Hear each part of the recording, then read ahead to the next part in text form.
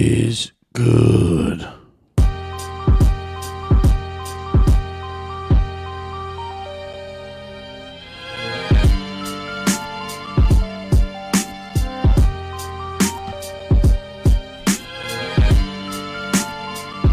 Welcome to another fun-filled episode of Big Red in the Morning. I'm your host, Big Red. How we doing?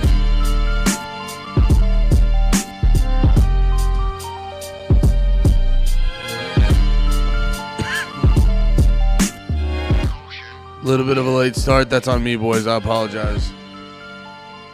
Shit got a little bit silly this morning. Little bit silly. Ooh. I was doing my damn thing. I was getting ready for stream. Things were just not working out the way I wanted them to. But we're here live. In full effect. Big Red in the Morning. I did not get enough sleep. I had to go to Aldi's to get Aldi to get energy drinks. Yo, Aldi's the spot, dude. I gotta be honest, Aldi's the fucking spot.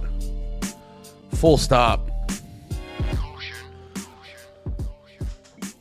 Aldi's the goddamn spot. For real, for real, for real.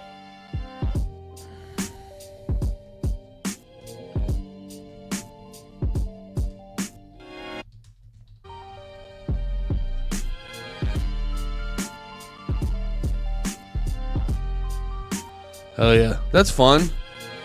That's fun. That's got a lot of energy to it. Slug Daddy 69420, thank you for hopping in, brother. I love you. I love you. I'll kiss you on the mouth next time I see you. You're in my hood? You're in my hood, Slug Daddy? You're getting smooched. We got a big day for Big Red. Big day for Big Red. It's a fun one. If you're on YouTube, having a good fucking time, hell fucking yeah. Most dope. Did you just hit me with a link to a copywritten song? Most dope. I told you. We do that shit on Friday now. Is this a copyright? Oh, okay. What do we got? What is this?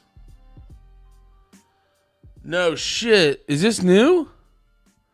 No shit. Yo.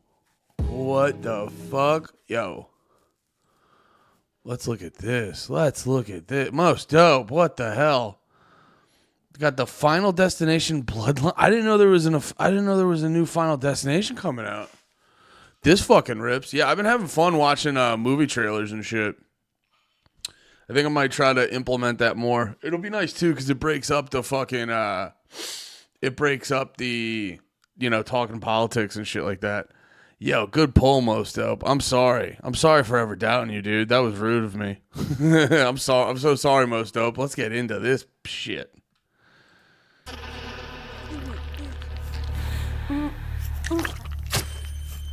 My old man just died. I come in as a favor, and now they want me to lock up.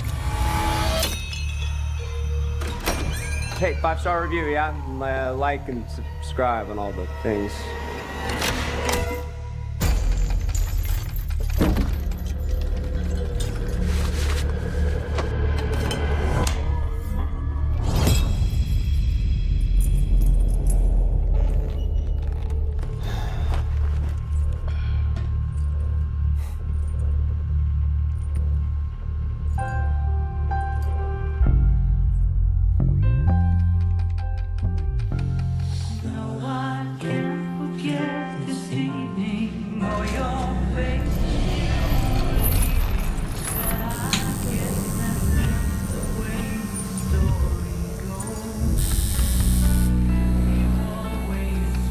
Have you ever seen that, by the way? Not to just completely ruin the suspense.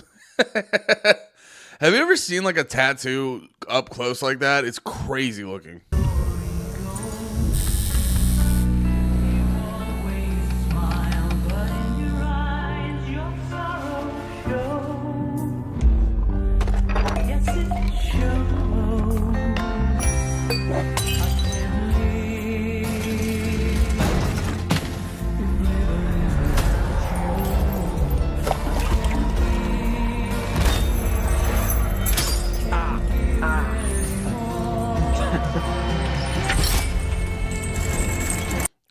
that shit connect? I was doing the thing where I'm not paying attention.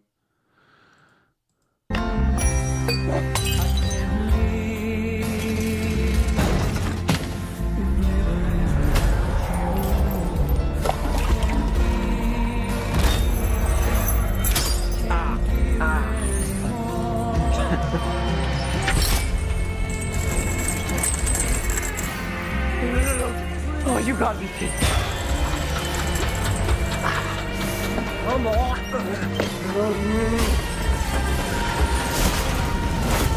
Yo!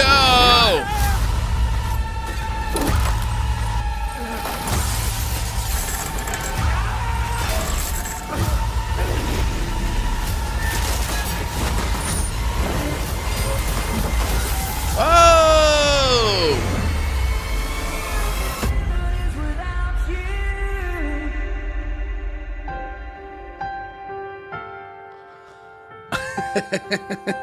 I was like doing the idiot face so good. Dunbar, what's up, brother?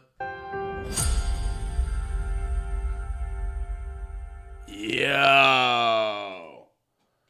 Damn. Fucking wow, that ripped. That ripped. Good pull, Most Dope. Good pull. That ripped, dude. Yeah, that was fucking sick. God, I always love a good Final Destination movie. Love a Final Destination movie.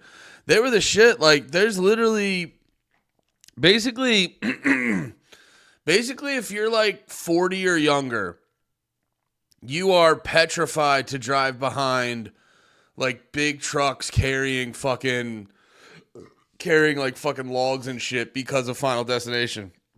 Like, I can't tell you how many times I've been driving around. Like, I've done it personally. I've driven with people, but like, dude, if you're driving down the highway and you see something with like big logs or, just anything on the truck, like if the truck looks loose or whatever, it's like obviously everyone's going to get out of the way because it looks sketch. But the point I'm more getting at is like so many people in my age range, a little older and younger, they always make the Final Destination reference. Like, that shit got in people's souls. That shit, honestly, I think the Final Destination movies have actually become a net positive on people, just making them more cautious of life. Where you're just like, dude, if you just kind of pay attention. Well, I guess that goes contrary to the general message of like, death will find you. If it's your time, death will find. Final Destination movies are kind of interesting, where there's no like it's weird, like the what would it be, the antagonist, I'm real bad with the vernacular, the bad guy or whatever, the force trying to stop the main characters, whatever it's fucking called, antagonist, protagonist. I know it's not protagonist, so it's probably antagonist. In no movie is it ever like the antagonist is like the concept of death. Usually, especially in horror movies or suspense movies, you have a character like Freddy or Jason or Mike Myers who encompasses death and encompasses, just a bad time and shit like that. And they are sort of symbolically that. This is literally just the concept of death. And honestly, if you really sit down and think about it, it adds a much higher level of implications to the Final Destination universe. So like, if death is chasing them, there is confirmed heaven and hell in the Final Destination universe. God is very real. The devil's very real. It makes Final Destination seem much more biblical. But yeah, man, I'm very excited to see this movie. It looks like some good movies been coming out. Like, I see a lot of times, I'm trying to think. Oh yeah, I just saw something where they were like, such and such studio. They'll be like, such and such studio is working on a Little House on the Prairie remake. And it's just like one of those things where you're like, who the fuck needs that? Who is asking for that? And like, what are you guys doing? What do we do? Like, there's so many of these like reboots, remakes, whatever, that just the mass of society, they just throw their hands up and they're like, why? Why are you doing this to us? No one wants this. Can you make a new thing? And this Final Destination is like the perfect combo. It's like the perfect meeting ground for both. Because like you just said, most dope, thank God it's not a reboot. It's not a reboot. You know what I mean? But so it satisfies the studio because the studio just none of these studios like want to take a risk. That's not what they're there for. They're there to make money. They're not there to take any risks or anything like that. They're just here to make money. And that's why they keep doing these reboots and they keep going to established entities, established IPs, and shit like that. And, you know, they go back in the Wayback Machine. They try to feed off your member berries and shit like that. So they do that. But then this also satisfies everyone's need for like, can you just give us new shit? Because let's be honest, it's like because everyone dies more or less. I know there was like a couple characters in the Final Destination movies that wouldn't die, but they would just end up being like a callback. And I think some of them eventually did die. I can't remember.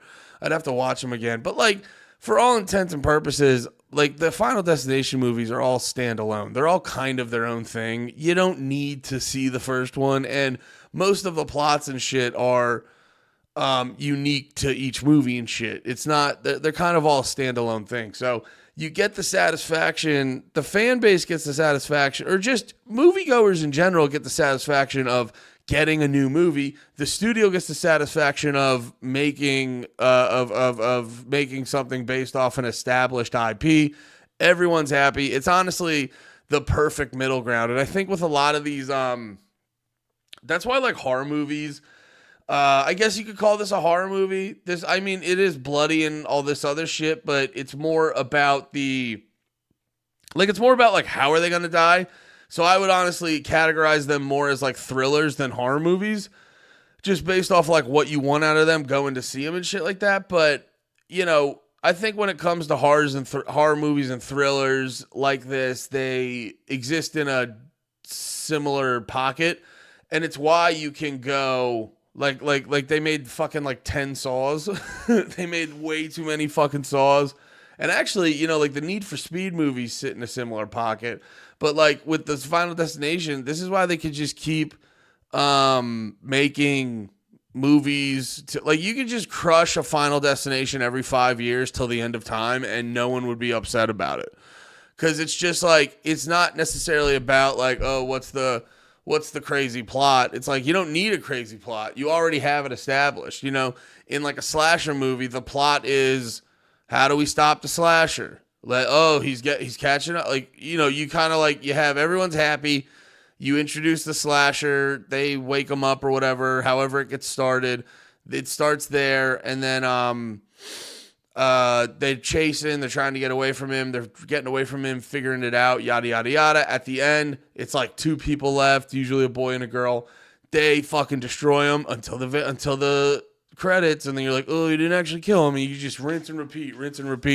And Final Destination is kind of like that, where it's like you have your main characters that are going to last till the end of the movie. And then you have all your side characters. So every 10, 15 minutes, you're going to kill another one of those.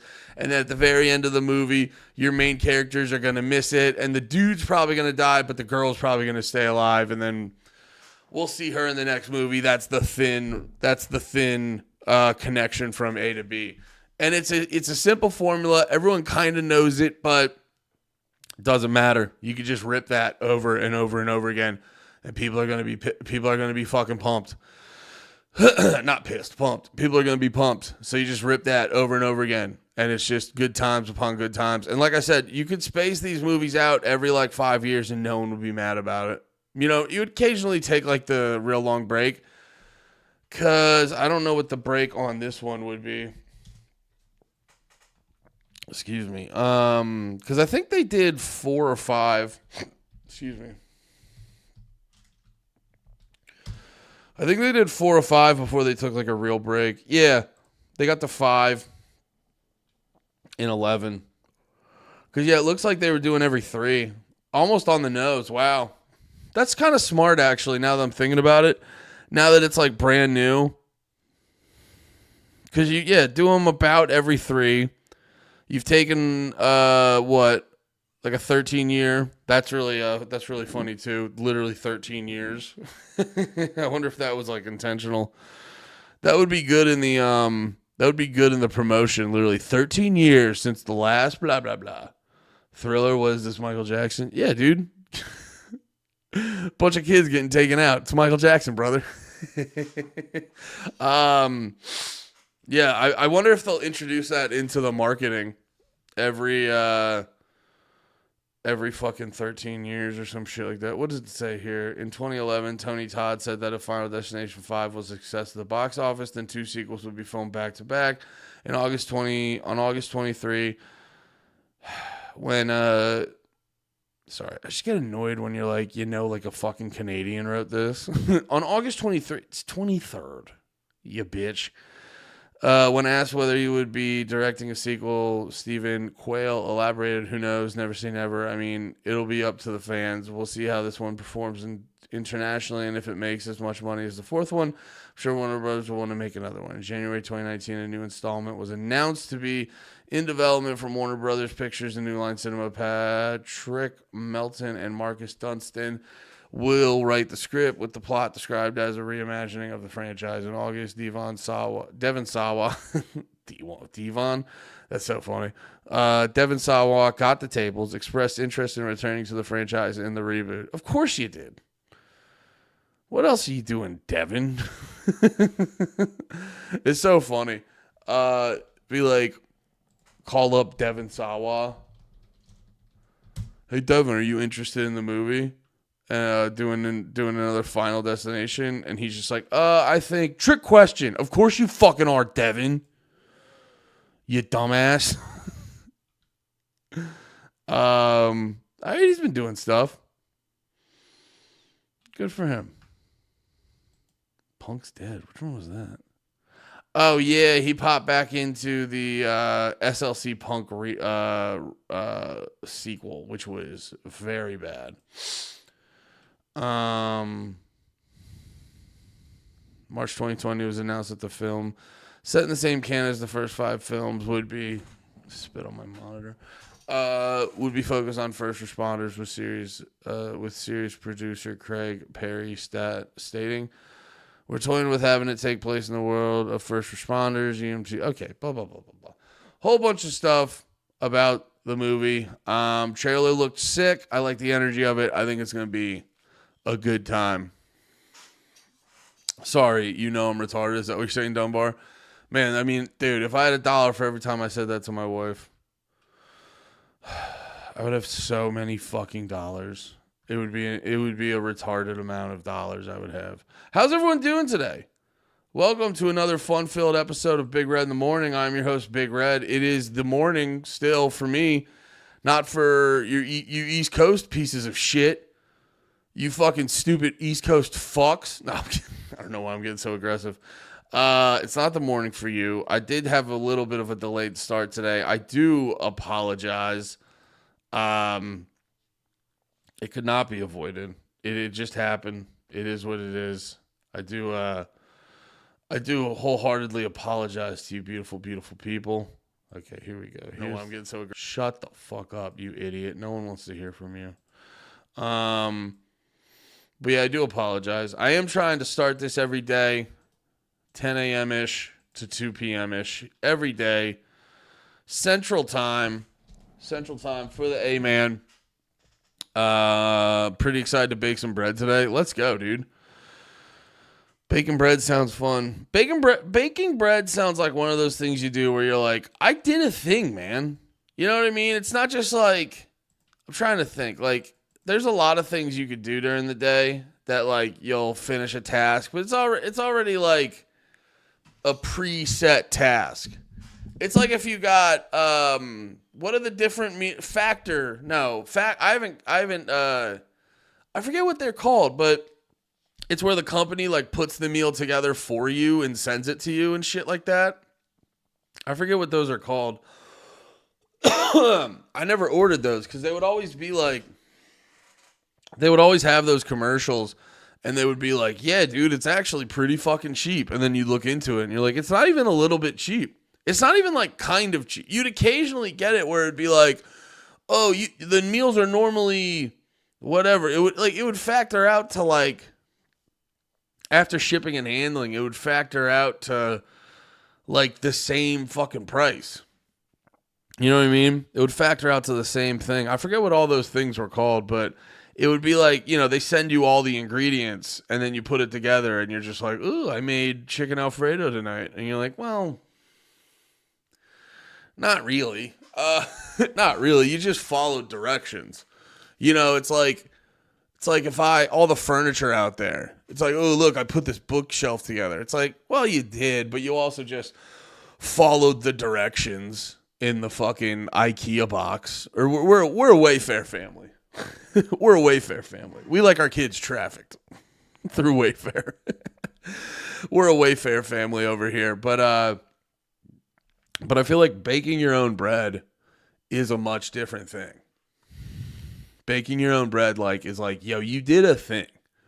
You did a fucking thing. You know what I mean? Like if you're kneading dough, if you're like a kitty cat baking biscuits, you did a fucking thing. Some people can't follow simple directions. That is true. And there are a lot of times, and some of those people are me. And where I do the thing a lot of times where I get overzealous and you just like skim through the directions. And you're like, I'm a great chef. I got this. And then you finish it and you're like, why does it not look like the picture on this bitch's website? I'm so upset right now. I wanted to make this look like the picture on the bitch's website. So, yeah. That is very upsetting. But yeah, I forget what those fucking meals are called. I think I wonder if that's kind of dead now cuz like it isn't cheap, and cuz I feel like when the thing where they would send you all the parts to the meals and shit, I feel like Grubhub and Uber Eats weren't as popular back then. And I think like that's just way more of the it's fucking nuts. I'm surprised I don't waste more money on Grubhub and Uber Eats. Because it was like so nice the other night. That's why I always try to keep a little bit of like if you went into my fridge right now, you'd be like, damn, how is Andy so fat? Like it's a good looking fridge. But I keep a couple things here and there that are a little bit of bad boy stuff. Like I got the chicken nuggets in the fridge. I may have been crushing Hot Pockets earlier this week. Maybe not. I cannot confirm or deny that. I was. I know you were all on the edge of your seats. Was he eating Hot Pockets? Guys, I got to be honest. I was eating Hot Pockets. I don't know if any of you were skeptical of that or not, but I was crushing Hot Pockets this week. Made my farts weird. Pretty good. Not as I need to run the gamut, by the way, of all the back in the day foods I hold up as like legendary, because I gotta be honest, I had steak and cheddar Hot Pockets, did not hold up. They weren't bad, just didn't hold up the way I thought they were gonna. I need to try the meatball Hot Pockets, because the meatball Hot Pockets were one that I fucking went to town on, baby. Oh my God, I love the meatball Hot Pockets. I love them so much. I remember I was telling my wife, that's when I was like thinking back on it. That's when I realized I had a full-blown food addiction or I just had very addicted personality around food, because I remember being a little fat kid and we were on vacation in Ocean City, Maryland. We'd go there a lot during the summer, and we're on vacation in Ocean City, Maryland. And, my parents get a bunch of groceries for the week, and my dad got a thing of like Hot Pockets. And dude, I think I crushed like 8 Hot Pockets in one night, because it's like, I can't help it, man. That's why I got to be, it's like, dude, it's been tough. There's a 24-hour McDonald's right by my house, and I may have gone there, and I may have gotten 2 McChickens and 12 nuggets. I may have done that last night, and it may have fucking hit the spot absolutely. No ifs, ands, or buts about it. So, yeah, that the 24-hour McDonald's that's about 5 minutes from my house is brutal. Is rough. So, yeah. There's still a few that send you ingredients and make meals, but their reputations just keep getting worse, sending lesser amounts of worse produce. Yeah, I don't know. I don't like I think the problem with those is like they're not cheap.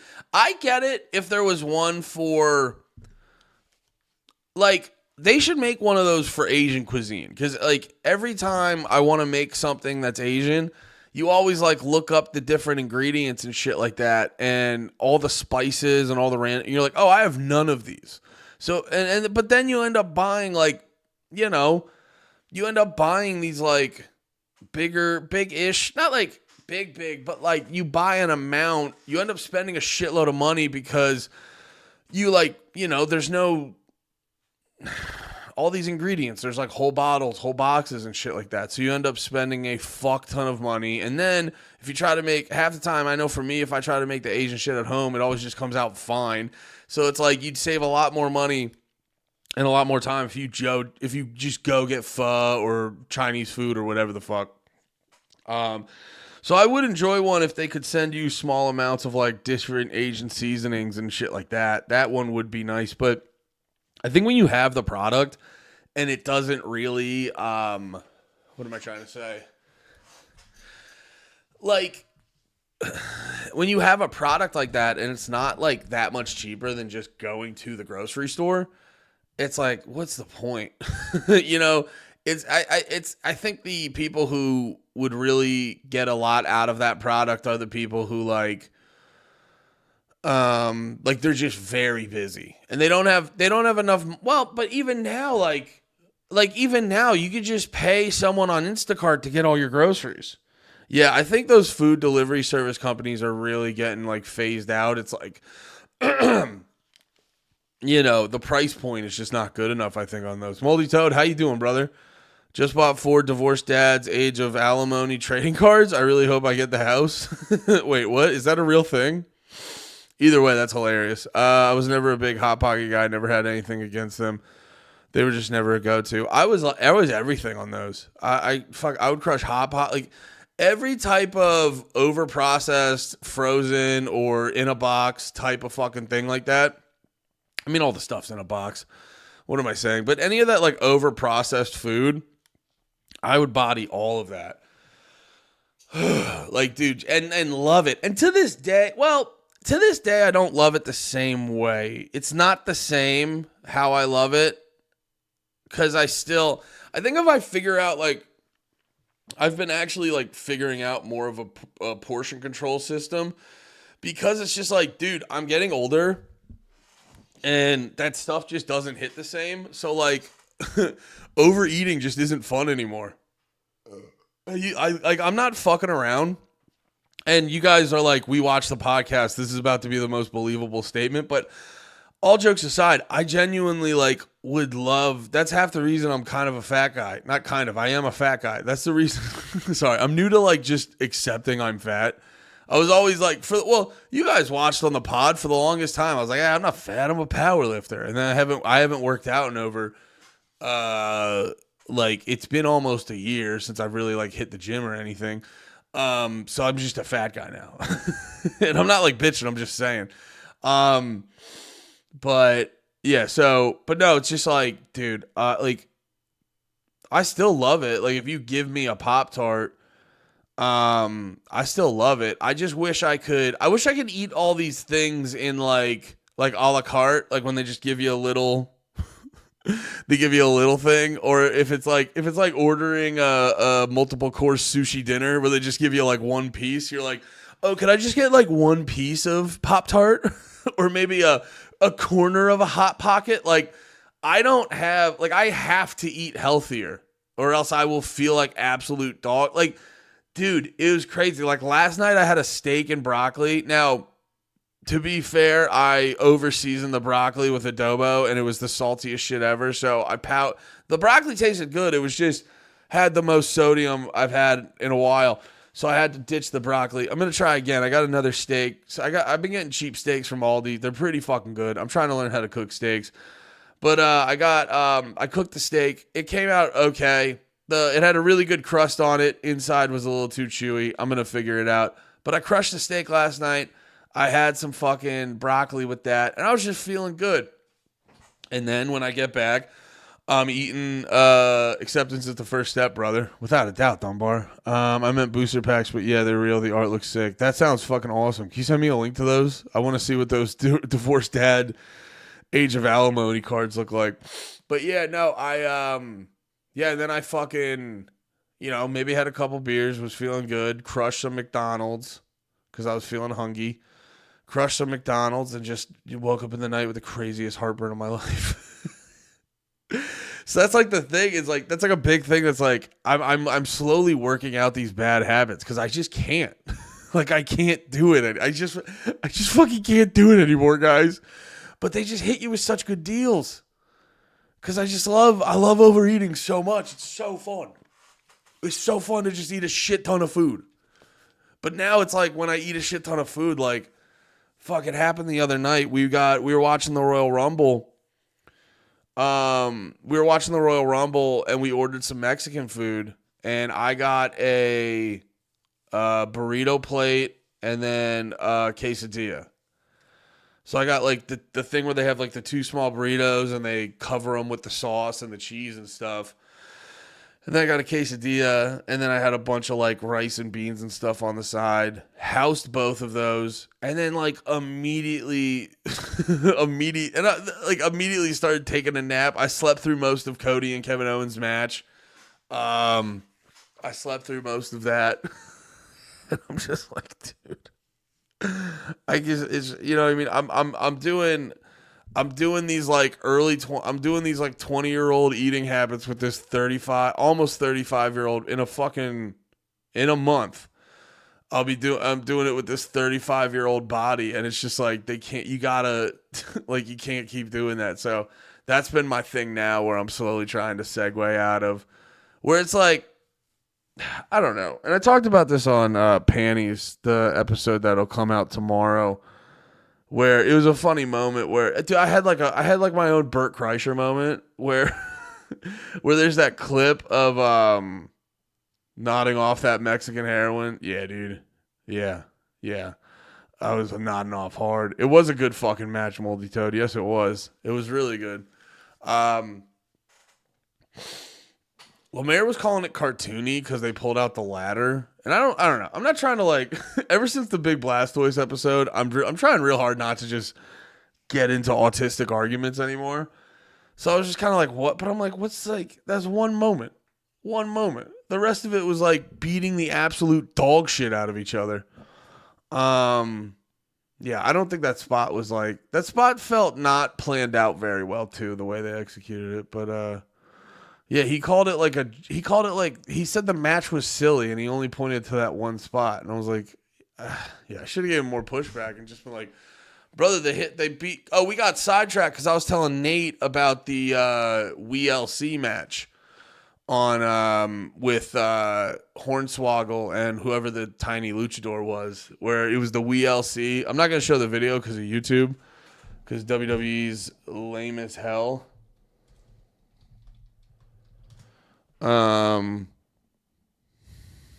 WWE's lame as hell when you show shit like this.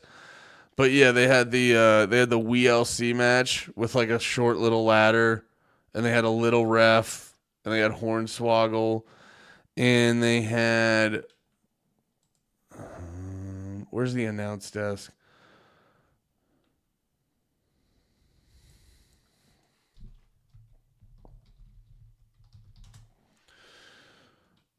Who the fuck is it? Oh yeah, so they basically had a little people announce desk. It's one of the best matches ever.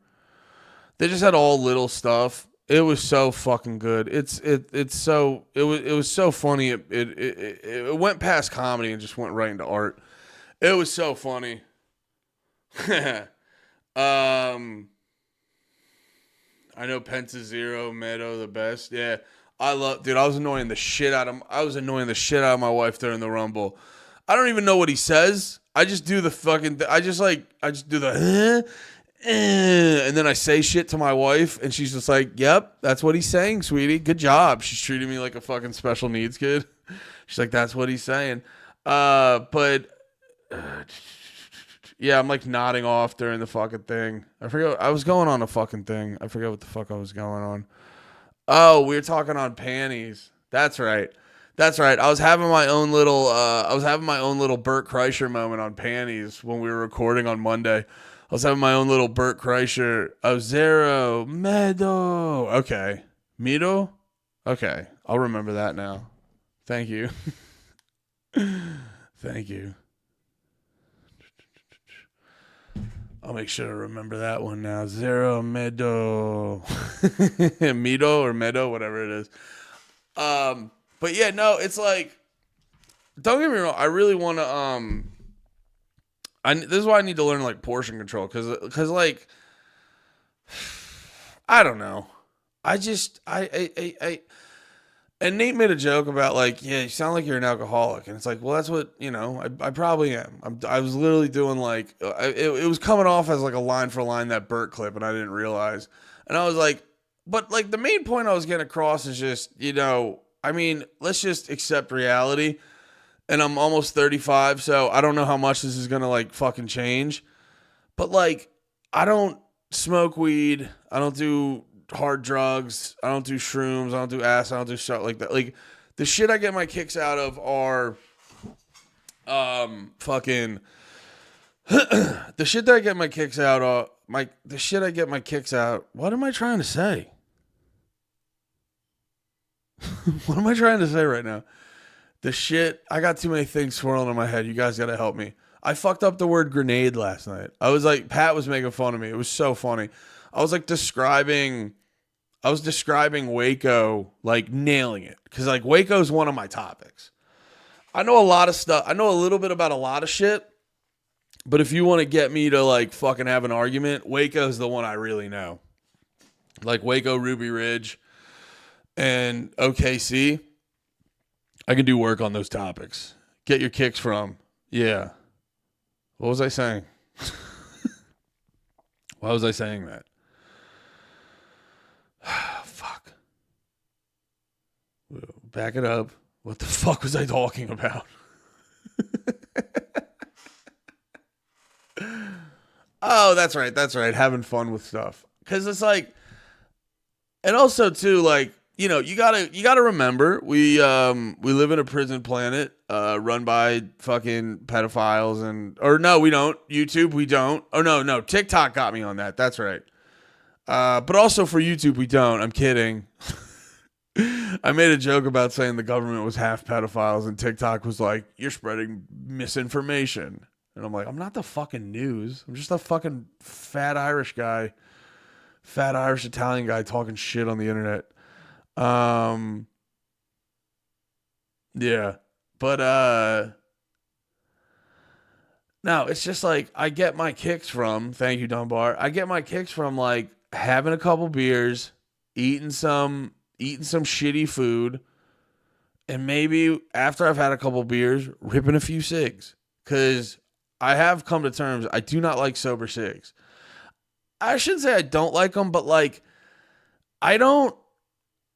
I like a whole like, yeah, we're at the fucking party. Of course we're gonna rip some cigs. I don't like a get through the day cig doesn't jive with me very well. It doesn't connect. Like I always joke, I'm not good at smoking. I don't like smoking cigs when the sun's out, which isn't 100% true. Because if we were day drinking, I'm ripping. You know what I mean? But I never was good at. I would do it a lot when I was like working in kitchens and shit. That was like one thing. But when I used to, actually, this was around the time I started slowing down, is when I was at like a warehouse job, and just like in the middle of the day when it's hot as shit, it's like 10 a.m. and you're just smoking a cigarette. That was like never fun to me. I'm always like, but like I would always rip cigs when I was drinking and stuff. And I was talking on the pod. I'm like, dude, I'm just like, I'm sorry. I know you're not supposed to say this out loud, but I just like, I love nothing more than going to a thing and having a couple light beers. I don't have to get hammered. When I get hammered, I get sad. But when I have a couple light beers, I'm so fucking happy. And, people are like, well, you need beer to have fun? No. But what if there was a magical elixir that made your fun thing instantly more fun? Would you not drink that? And what if the only problem was you get a little fat? And now what if you took all that information, drank the elixir, and then adjusted the rest of your life to accommodate having a couple beers multiple days a week? That's where I'm at right now. That's what I want to do. Because it's just like, it's like, I don't know, dude. If I can't have a couple beers multiple nights a week, what are we doing, dude? Does that sound sad? I think it's sad. It probably is sad. But it, like, I don't know. You guys like smoking your weed. Imagine if you didn't have a couple blunts. Yeah, dude. Drunk party cigs were 100 times better when I was smoking. Yeah, they're the best. They're the best. Drunk cigs are the best. Also, drunk cigs don't count. That's the other thing everyone needs to know is drunk cigs do not count. That's what everyone always forgets. Daytime cigs count. Daytime cigs kill you. But when you're on your third Miller Lite, drunk cigs don't count. It's just the rules, dude. I hate to break it to you, but drunk cigs don't count. Drunk cigs do not count. Not 1 second. And if you ask yourself, does this drunk cig count? Just stop asking that question right then and there. Because I'll have you fuckers know. Drunk cigs don't count. But yeah, no, I do got to get the other shit wrapped up. Because it's just like, I don't know. We talk about it on panties. You know, it's this like thing too where it's like, no, I got into stand-up because I don't want to do like a real job. You know what I mean? And I'm not saying I deserve honor or praise. I'm not saying it like that. Or I also don't deserve any pity if it's not going well. But like that's my personal thing is like I chose a fake job. And then this thing where it's like we should stop drinking on the pod to be more professional. It's like, well, no, maybe we should figure out the other things. So when we go on the pod, we're a little more locked in. But I mean, like, what's the point of doing a retarded horny podcast?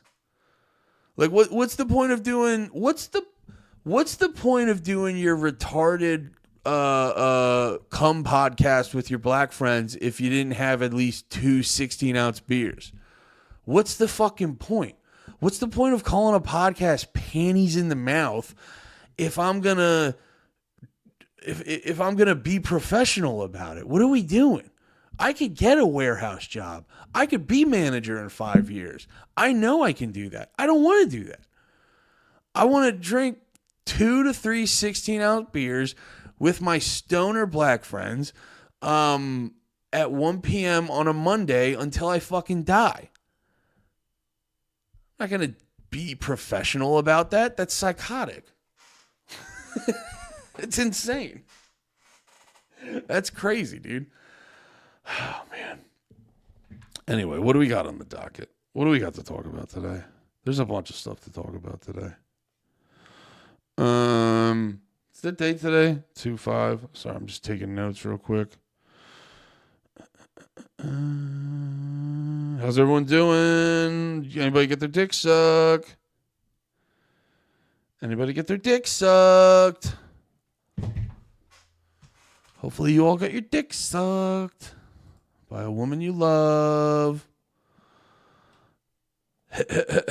Head by a woman you love. Oh man. Oh, let's look through. I got a lot of stuff today. I was going to talk about Trump and Netanyahu. I have a Ron Paul-esque follow-up. Here we go. Nope, that's not the one I wanted. Where's the Ron Paul video? Where's the Ron Paul video? Give me a merit badge now. But yeah, there was oh yeah, that's right. I might have to save the Hasan one for later because that's a long one. The people who don't give a shit, we can save that one for later. But I found Hasan did a video response. Oh, that's right. I saved it to the Panties YouTube channel. So I got that there. I wanted to watch this with Dr. Paul. Dr. Ron Paul. Ron Paul, right about everything. Be mad. But yeah, we were talking about the USAID yesterday, and I found it very interesting. All right, we good, computer? Sorry, I'm charging my phone with my computer. That's why you heard all the boop boop boop. Before we get into the USAID thing, I do want to give a shout out to myself. No, as you all know, you can watch the streams wherever you're watching. There's 2 other websites you can watch it on. So there's Rumble, Twitch, and YouTube. And Rumble and YouTube are good websites to rewatch it later if you miss it. But if you want to, Rumble's a little awkward on your phone. YouTube, if you don't have premium, you can't like watch it like a podcast. And I feel like it uses up more battery than you'd like and shit like that. So I started, I made a podcast feed because shout out Spotify because they let you make podcast feeds for free, which is actually really fucking cool. And so I made one for Big Red in the Morning, and I was going to just do highlights when because I post a bunch of clips on YouTube, which speaking of the YouTube channel, go check out the YouTube channel. I'm trying to get the 500 so I can monetize the channel, make a couple bucks on the side, not have to go back to a dreaded day job. So please, I'm at 94. I have been doing decent. I am happy with myself. So if you haven't subscribed yet, please consider hitting the subscribe button on the Big Red in the Morning channel. Here, let me, let me give you a little bit of a link right here. Can I post links in the fucking... No, I can't post them in there. It's very weird when you do Streamlabs. You can't post the links in Streamlabs. But yes, dude, I want Big Red in the Morning to be your daily radio show. When you're at work, when you're on your Blink-182 shit, when you're at, you're like, work sucks, I know. And then you leave some roses by the stairs, shit like that. Surprised that you know she cares. You know what I mean? Like, I'd be honored to be your daily radio show. You're like, I listen to Big Red in the Morning so I don't fucking kill myself and my family. I listen to Big Red in the Morning so I don't Chris Benoit my fucking family. I want that for you guys. If I could help eliminate Chris Benoitings across the country, I would be absolutely honored. You wake up, you look at your wife, you look at your kid, and you just go, I should kill you and myself. And then you go, wait a minute. Big Red in the Morning's on at 10 a.m. till 2 p.m. every day, Central Time. I'm going to go listen to that. And then afterwards, I'll think about killing my wife. And then you listen. And I make a couple jokes. And then we talk about, Ron Paul or Elon Musk or USAID or, Israel clapping our cheeks, whatever. And then you go, that was kind of interesting. You got one more day out of me. And that's one less Benoiting in the world. If I could do that for you, I'll be honored. Big Red in the Morning. Damn. I'm just making clips, guys. I'm sorry. I get in a moment where I go, I'm like, I think this might be a clip. It might be a clip. I do need to make more clips. I just fucking, I don't know. I'd rather stick a dagger in my eye than like sit and watch the podcast. Some people can do it. I was talking to Pat. Pat's doing more podcasting stuff now. That we've been adding extra shit to Drag the Lake and stuff like that. A whole bunch of stuff. And he's like, oh yeah, I'll rewatch every episode and make clips. I go, I would rather kill myself than do that. I could not rewatch myself. And I know it would help. See, that's why I like comments. That's why I said this on the new panties. Excuse me. I said this on the newest episode of Panties too that's coming out. Giving you a lot of hot panties previews, guys. Like, honestly, like, I'm really cool. But I said this on the newest episode of Panties. I gotta be honest, a lot of the comments are mean and they hurt my feelings. But occasionally you get those good comments. You should ask to do an ad for Big Red in the Morning on Matt and Shane. I think they would probably torch my ass if I asked them about that. They would either just be like, no. I mean, if I paid them for it, but I don't know if I gotta be honest. They're probably making good money on those ads. I don't know if I can afford a Matt and Shane ad. That'd be funny. I know Nate hangs out when they record. Maybe I'll just hang out and I'll just try to be like, Big Red in the morning. No, they'd probably make fun of me if I was like, can I do an ad on your podcast? What was I talking about though? The fuck was I just talking about? I was just going into a fucking thing. I don't know. I gotta watch my voice. I can hear my voice getting shot. I might be big redding too hard. I might be big redding too fucking hard. But yeah, oh yeah, I don't know if I actually said it, but if you want to re-listen to any of these streams on audio, just look up Big Red in the Morning on iTunes. And it should pop the fuck up. Let me double check actually. I'll go on Spotify. Big Red in the morning. And it does pop up. There we go. Look at that. Hell yeah. Hell yeah. Let's watch this Ron Paul thing.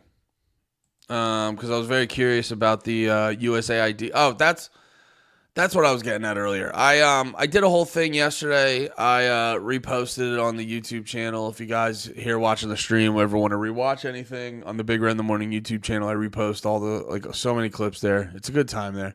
And yeah, it was kind of funny because I'm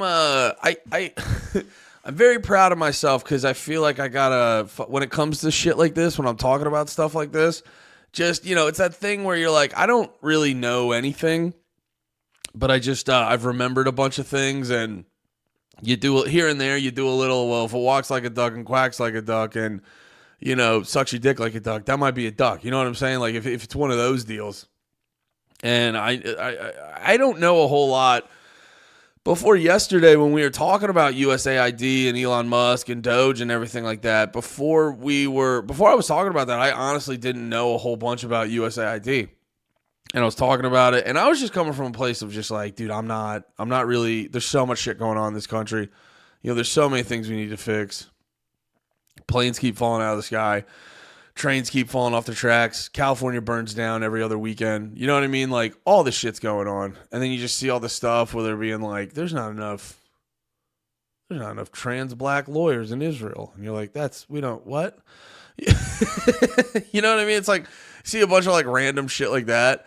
And so you see shit with like, you see people crying over USAID.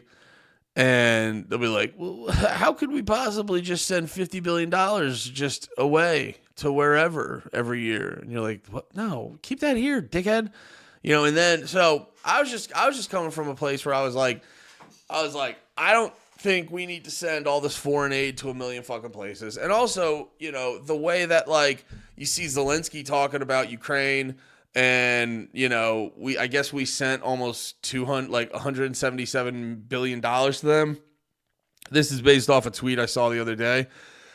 We sent like $177 billion to them, and Zelensky's like, I only saw $75 billion of it. And you're like, oh, so there's $102 billion. You just don't know where it goes. And it's like, brother, the idea that like with all these different foreign countries that we're sending shit to, the fact that you just were like, no, dude, all the money will be accounted for. And when it goes out, it'll be going out for good shit. It was just, and I was listening to a bunch of shit afterwards, hearing about, that's sort of my stance. I'm hearing a bunch of shit afterwards, listening to my pods. I always listen to, like, checking out articles, watching shit on YouTube. And it's like all these dudes are talking about how, like, USAID, it's like known it was set up as a front for the CIA to run operations in other countries because it was technically it would be illegal to just give the CIA money to go do that. They would funnel it through the USAID and then give it out to like other countries and then use that to prop up shit that the CIA wanted to do and stuff like that. And then there's a bunch of other shit. And I was like, damn, I had a feeling, it's that thing where you're like, I don't know exactly what's going on, but I know some fuck shit's going on. And then I see Dr. Ron Paul coming out with this. always coming out with the big, bold stances, audit USAID, then shut it down. You know, stuff like that. Get your shit moving. So I wanted to watch this. Let's see what Dr. Ron Paul's got to say. Hello, everybody, and thank you for tuning in to the weekly report. Audit USAID, then shut it down. As of this writing, when you attempt to access the U.S. Agency for International Development, USAID website or social media pages, you are informed that this site can't be reached.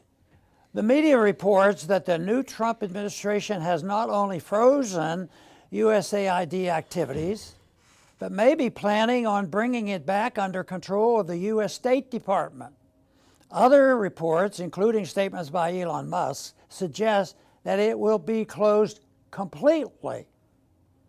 If true, the closing of USAID may be one of the most significant changes President Trump has made among the many dramatic actions in his first couple of weeks in office. Many Americans may still have the idea that USAID is a government agency delivering relief at disaster site overseas. They may still remember the bags of rice or grain with the USAID logo on them, but that is not USAID. USAID is a key component of the U.S. government's regime change operations worldwide.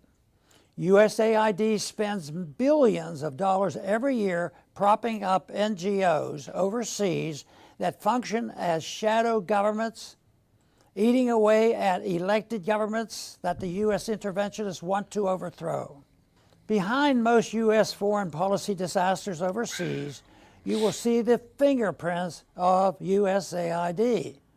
From Ukraine to Georgia and far beyond, USAID is meddling in the internal affairs of foreign countries, something that would infuriate Americans if it was happening to us.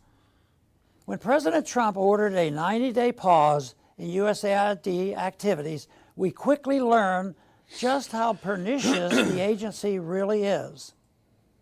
The U.S. media reported that Ukrainian press outlets were scrambling to keep their doors open when the U.S. dollar stopped flowing. It is reported that 90% of the media outlets are funded by the U.S. government. This means that there is virtually no independent media in Ukraine, only fake news outlets willing to toe the U.S. administration's propaganda line. Does anyone think these wholly U.S.-funded news outlets would ever publish a story that the U.S. government did not want published? This is plainly immoral, but it is also dangerous. Most U.S. mainstream media stories about Ukraine have their origin in the reporting of the local media. From battlefield news to casualties to the state of the Ukrainian military, the news from Ukraine is being written by U.S. government-backed media outlets and then picked up by U.S. and other Western media. It is a closed propaganda loop that not only propagandizes the U.S. citizens but also feeds false information into U.S. government outlets, such as Congress, that rely on mainstream U.S. media reporting for their news on Ukraine. No wonder so many in Washington continue to support this hopeless war.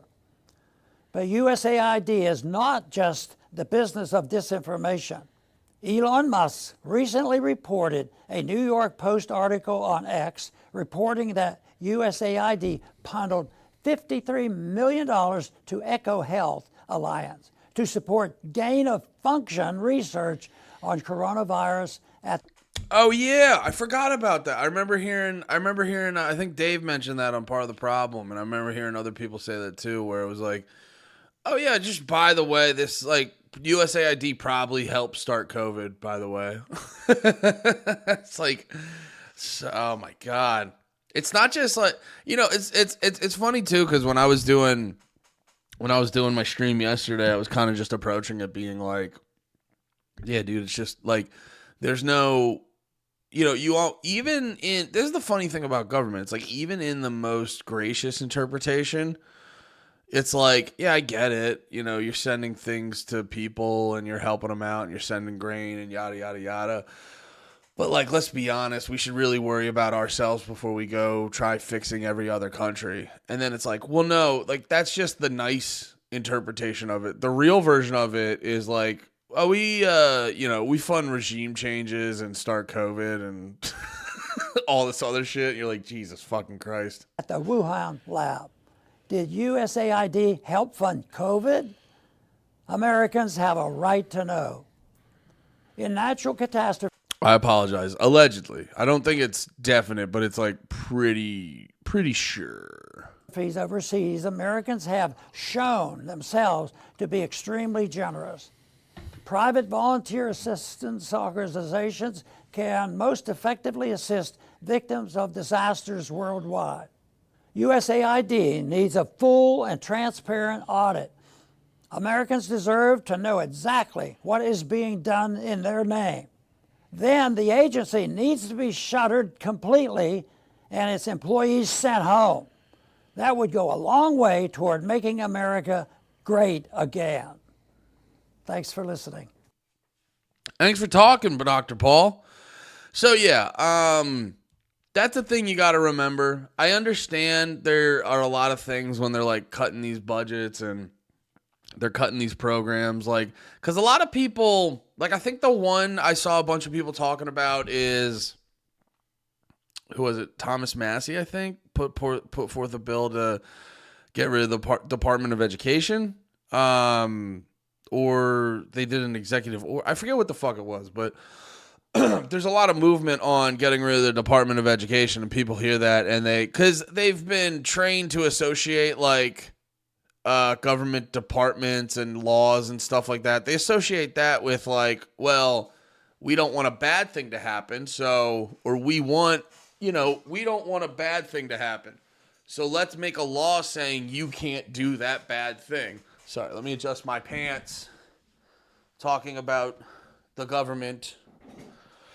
The government gave me a wedgie, guys. But no, they associate, they go like, well, a bad thing happened, and I don't want that bad thing to happen, so we should make a law saying you can't do that bad thing. But then you got to realize, like, because they just associate it with, like, well, there's laws on the books because a thing is bad. And it's like, well, no, you also got to look at, if you're looking for solutions to the bad thing, you may not, laws aren't always the best thing. You know what I mean?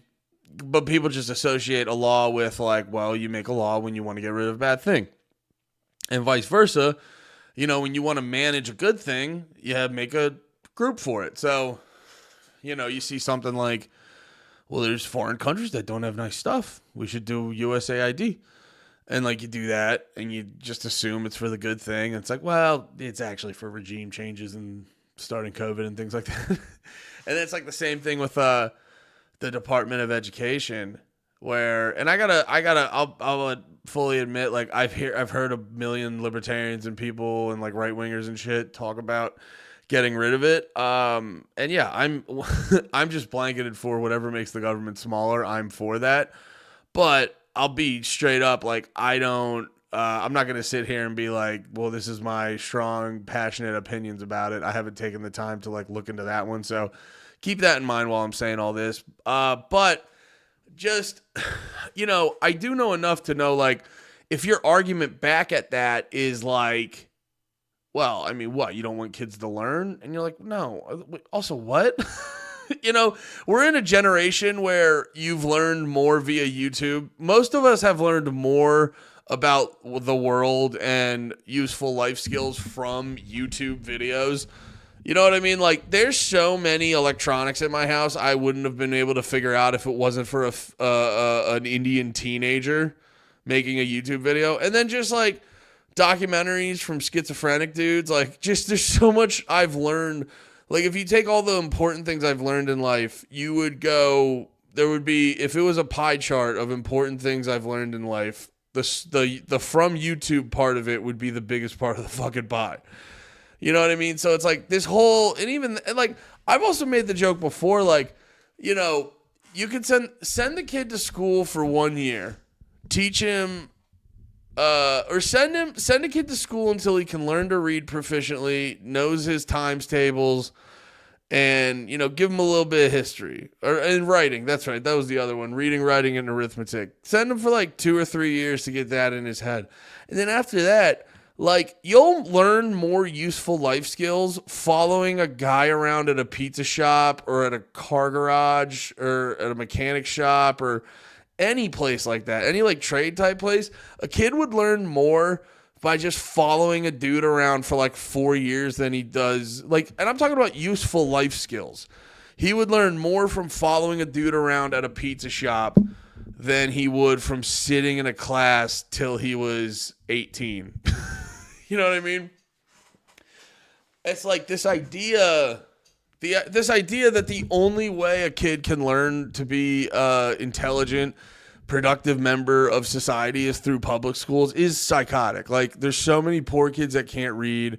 You know, it's like public school, a lot of them are very dangerous. You know, they haven't really figured out the whole not letting the kids get shot up thing. Like, you're just supposed to go, that's the only way kids could learn stuff. So, you know, it's this whole notion that, well, wait, you want to get rid of you want to get rid of you want to get rid of all these education departments? No.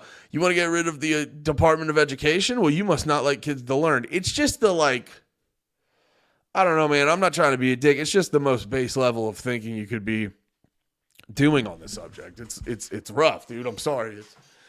It's rough. It's rough. But anyway, Ron Paul, cool guy. Everyone else, less cool guys. Let me pull up this video of AOC. Any excuse to watch this beautiful dummy talk. Guys, whoever's making those fake boob edits,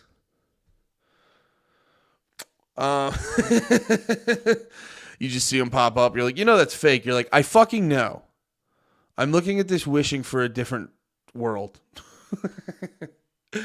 AOC, very adorable. Usually says dumb shit. I saw this going around. People like being mean to her. I would never. She's a cutie and a half. But I'm very curious. AOC says that Elon Musk is one of the most unintelligent billionaires I've ever seen. So I'm interested to see how she phrases this, because all jokes aside, you know, she's just into goofy. She's just like a goofy fake socialist, like all the other socialists who get into power. And she thinks all that silly. Is she a socialist? Am I getting her mixed up with someone else? She's probably just in a goofy left. Whatever. Regardless. But like, she's not a complete moron all the time. I have to give her credit. Like, sometimes she'll say some shit that's brutal, but I also think for me personally, I think that's a product of her being just like disingenuous as a politician who kind of like talked a big game, and now she's just kind of like doing her politician thing. Occasionally she'll throw out some like shit that feels nice, but she's doing her politician thing.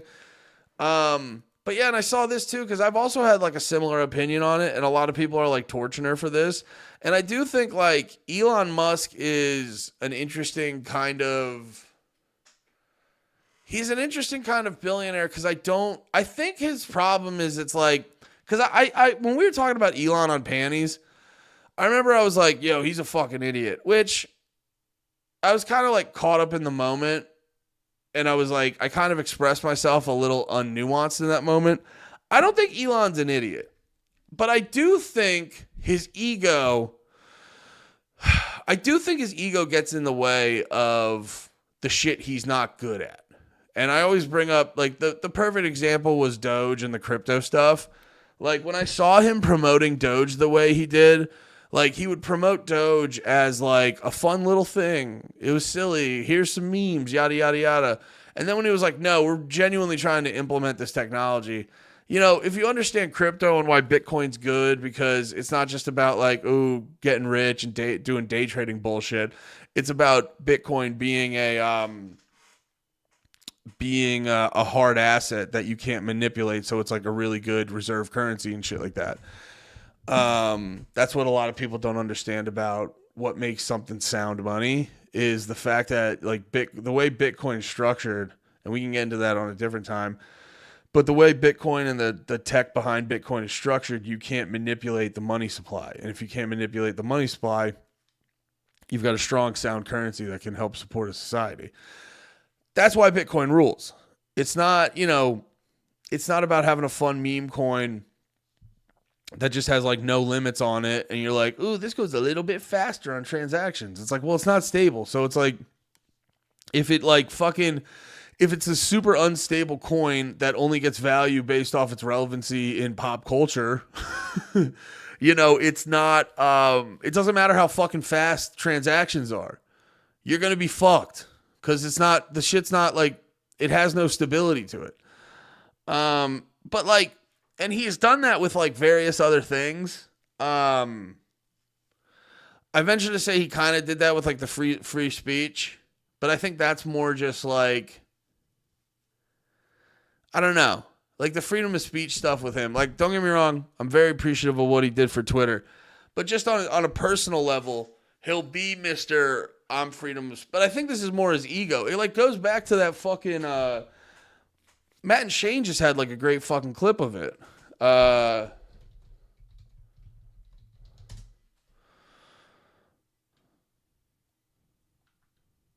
Is it this one? I think it's this one. You know what politically got me fired up? What? What's the video game Elon Musk says he plays? Are you in the top 20 in the world or Yeah. top 20? Wow, in Diablo. Yeah. Did you hear he lied about that? He's not even that good at it. So he was cheating. He had somebody else playing for him. What I heard was then he tried to play on a live stream, and people that played the game were like, it's for him to take this long to figure out these buttons. He's never played this game. He's video game lying. It's so fucking weird. You know what politically got me fired up? What? What's the... Yeah, so if you look at Doge was him to seem like a cool guy to get attention. With his crypto shit, seemed like a cool guy thing to get attention. He's gonna lie about being good at Diablo, where it's like, brother, you make rockets. No one cares if you're good at Diablo. He just does these like weird things where it's like, like I said, when we were doing the Big Man Blastoise episode of Panties, I kind of was caught up in the moment, and I sort of, had an unnuanced take where I was like, yeah, he's fucking dumb. But what I'm more, and I don't think he's dumb at all, but what I more mean is like, he's not humble enough to know what he's not great at. And I think that's why, I think a lot of times that's why shit comes off as he's dumb. He's not dumb. He's not dumb at all. He just, he's not humble enough to admit when he's like just okay at shit. This dude is probably one of the most unintelligent billionaires I have ever met or seen or witnessed. Which, you can probably even glean that from watching these people on TV. Anyways, all of that is to say. It's interesting. It's very telling. And men do this too. I don't want this to come off as like just trashing the gals. Sorry, I gotta fix this mat down here. It's getting in the way. It keeps me so I can roll around, but my wheels get caught up on it, and I don't like that. But yeah, I don't want this to be. God damn it! I did it again. I don't want this to come off as a sex issue.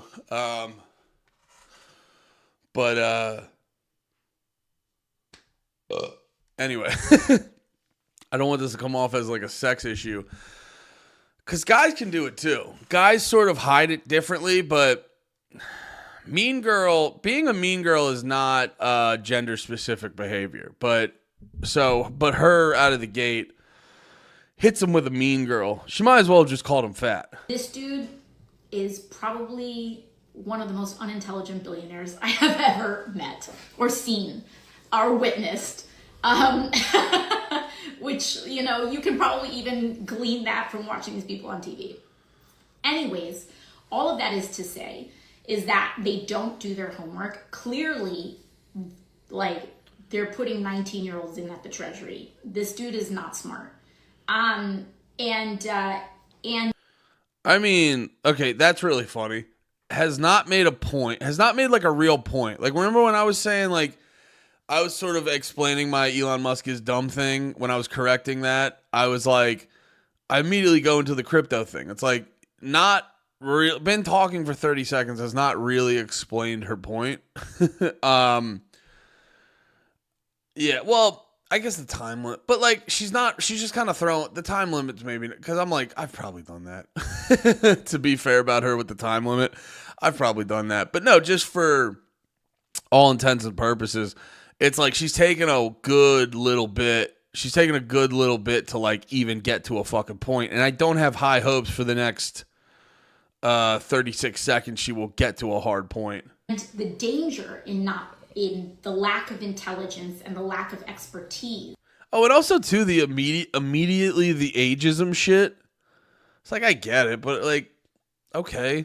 There's a bunch of really smart 19-year-olds that if they're working under someone like Elon Musk taking orders, I'm sure they're going to do fine. Like, just the fact that they're fucking 19 is inherently anything. Like, I know people my age who are like 35 who would be fucking useless in those positions. The age shit doesn't matter, dickhead.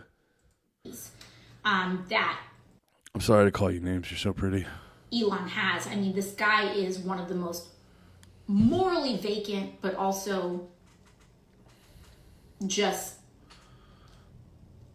least knowledgeable about these systems that we really know of. Yeah, still not just putting out accusations, just kind of, and that's why I apologize for calling her a dickhead. I just got a little heated. She won't return my messages on IG. No, but for real though, just kind of like throwing out names, throwing out assertions. I'll name call. I'll get petty as shit, but I'll follow that up with an argument. But yeah, just like throwing out assertions, throwing out name calling, doing shit like that. Not really getting to any like hard point. And to be honest, like whenever we watch AOC, we'd all love her to get to a real hard point. That would be awesome. Can you imagine how popular she would be with everyone, all the bros? You're like, guys, there's a video of AOC getting to a really hard point, and she really fucking nails that point. Oh, she's all over that point, just like, I'm making a point.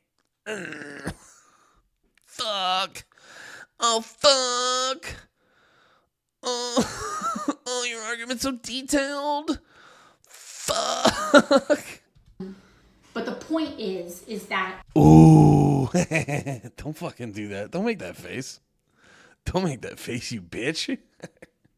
What that means is that they're going to hit a button, inevitably. They are going to hit a button, and things can go sideways. Okay, so she's just trying to be nasty, make assertions, and fearmonger a little bit. There's really, like, nothing there.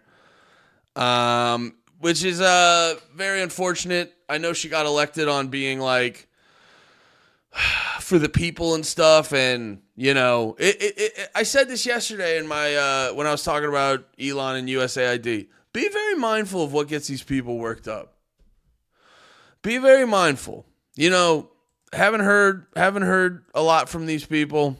You hear from them occasionally, stuff like that, and then it's just a little bit of a bill, just trying to stop sending $50 billion a year to foreign countries.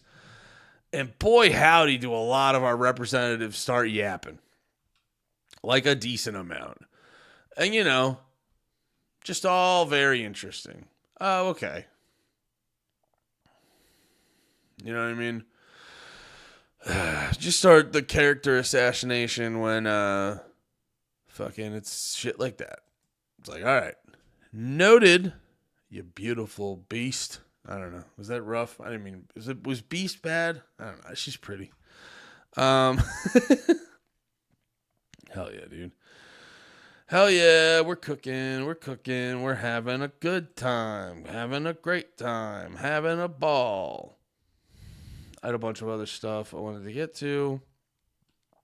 I did want to, oh yeah, there's the Jurassic World trailer. Did you just say my name? Yes, I said your name because I'm a genius. Were you not paying attention, man? Can I get my phone back? Why would you, that's insane, you would just play that. That's incredibly bold, YouTube. You would just play that for me. Insane. What else do we have to talk about? Let's I'll leave you with the Caroline. She's not out yet. She's not out yet. To save schools and our jobs. This is Dems fume over Elon's Doge team House hearing. Okay. Here, I'll leave you with these guys for a quick minute. I'll be right back. I got to get some more beverage. Fire Elon Musk. And to protect the idea that American people have a government for the people and by the people and not for the ultra-rich and by the ultra-rich, we must fire Elon Musk. Attacking working families is nothing new for him. Mr. Musk's biggest factory sits in my district. And the first thing I did after I was elected to Congress was to call for an OSHA investigation into the injuries and deaths of workers building that very factory. Those are investigations to be launched by the Department of Labor, where later today we're hearing that Musk's minions are going to go and maybe start shutting down parts of that key agency that is built to oversee big corporations and defend the interests of workers. Musk's companies like Tesla have been sued and found liable for many labor violations. Screwing over working people is just part of the game for him. He has been found liable for improperly giving not safety training to construction workers and withholding wages. OSHA fined Tesla for exposing workers to hazardous chemicals without proper training and monitoring. OSHA opened up investigation into deaths of workers at the Tesla Gigafactory in 2024. SpaceX, another one of Musk's companies, was found responsible for the deaths of one of their workers, Lonnie LeBlanc, due to head trauma that he got on the job. So now Musk has seemingly unlimited power to take advantage not just of his own employees, not just of American consumers, but of all Americans. Unlimited power to Americans' data. Unlimited power to choke off funding meant for Americans and the programs that people count on. Enough is enough. But thankfully, our country isn't one of Musk's companies. Our country is ours. A billionaire whose career is built on the abuse and exploitation of workers should not have unlimited power in this country. He should be before this committee. And when he comes before this committee, if somebody wants to do the right thing, all you got to do is turn on your mic and say, fire Elon Musk. Thank you, Mr. Chairman. I yield back. Gentleman yields back. Before I recognize Mr. Jordan, Ms. Boebert, did you have a... Yes, Mr. Chairman, I have a document I'd like to submit for the record. Proceed. So this is a press release from the White House at USAID. Waste and abuse runs deep, and just some examples: $2.5 million for electric vehicles in Vietnam, $47,000 for a transgender opera in Colombia, $32,000 for transgender comic books in Peru, $2 million for sex changes and LGBT activism in Guatemala, $6 million to fund tourism in Egypt, and these are just some of the many, many examples, and I would like to submit that to the record. Without objection. Thank you. So ordered. Sweet, sweet baby girl Boebert. Is the chairman of the House Judiciary Committee for 5 minutes. Thank you, Chairman. Mr. Schatz, is the federal government too big? Yes, the expenditures certainly are, which makes the entity itself too big. $7 trillion in annual spending, 400 agencies and sub-agencies, 1,000 boards and commissions. I think anyone, maybe even the people on the other side of the aisle, I think anyone would say, almost everyone would say, that's too big. And when you have big government, does big government have a tendency to spend taxpayer money on stupid things? That's part of the reason that we're here, and it's one of the things that Citizens Against Government Waste has been documenting for many, many years. You've been highlighting this for like 100 years. I mean, I've known you for a long time. Organization, God bless you for persistence. Organization, 41 years. I've been there 39. And when you spend money, when you're the person spending money on something stupid, you just assume, you would just kind of hope that people don't really notice that, right? If you're in the government And you're spending, what did Miss Boebert just say, $32,000 for a transgender comic in Peru, $16 million in gender development offices. You're spending money on stuff like that. You just kind of hope that people probably don't notice that. Is that probably fair to say? That's kind of human nature, I would think. Well, that's part of the problem, is that the taxpayers don't know exactly how the money is being spent because there is not the transparency that, for example, Iowa, Ohio, Arizona, and other states have. And we should be able to push a button and find out how your tax dollars are. All right, that seems like a big old retard fest. So we talked the other day. I wanted to watch this. Wait, where am I going? That's right. Okay, here we go.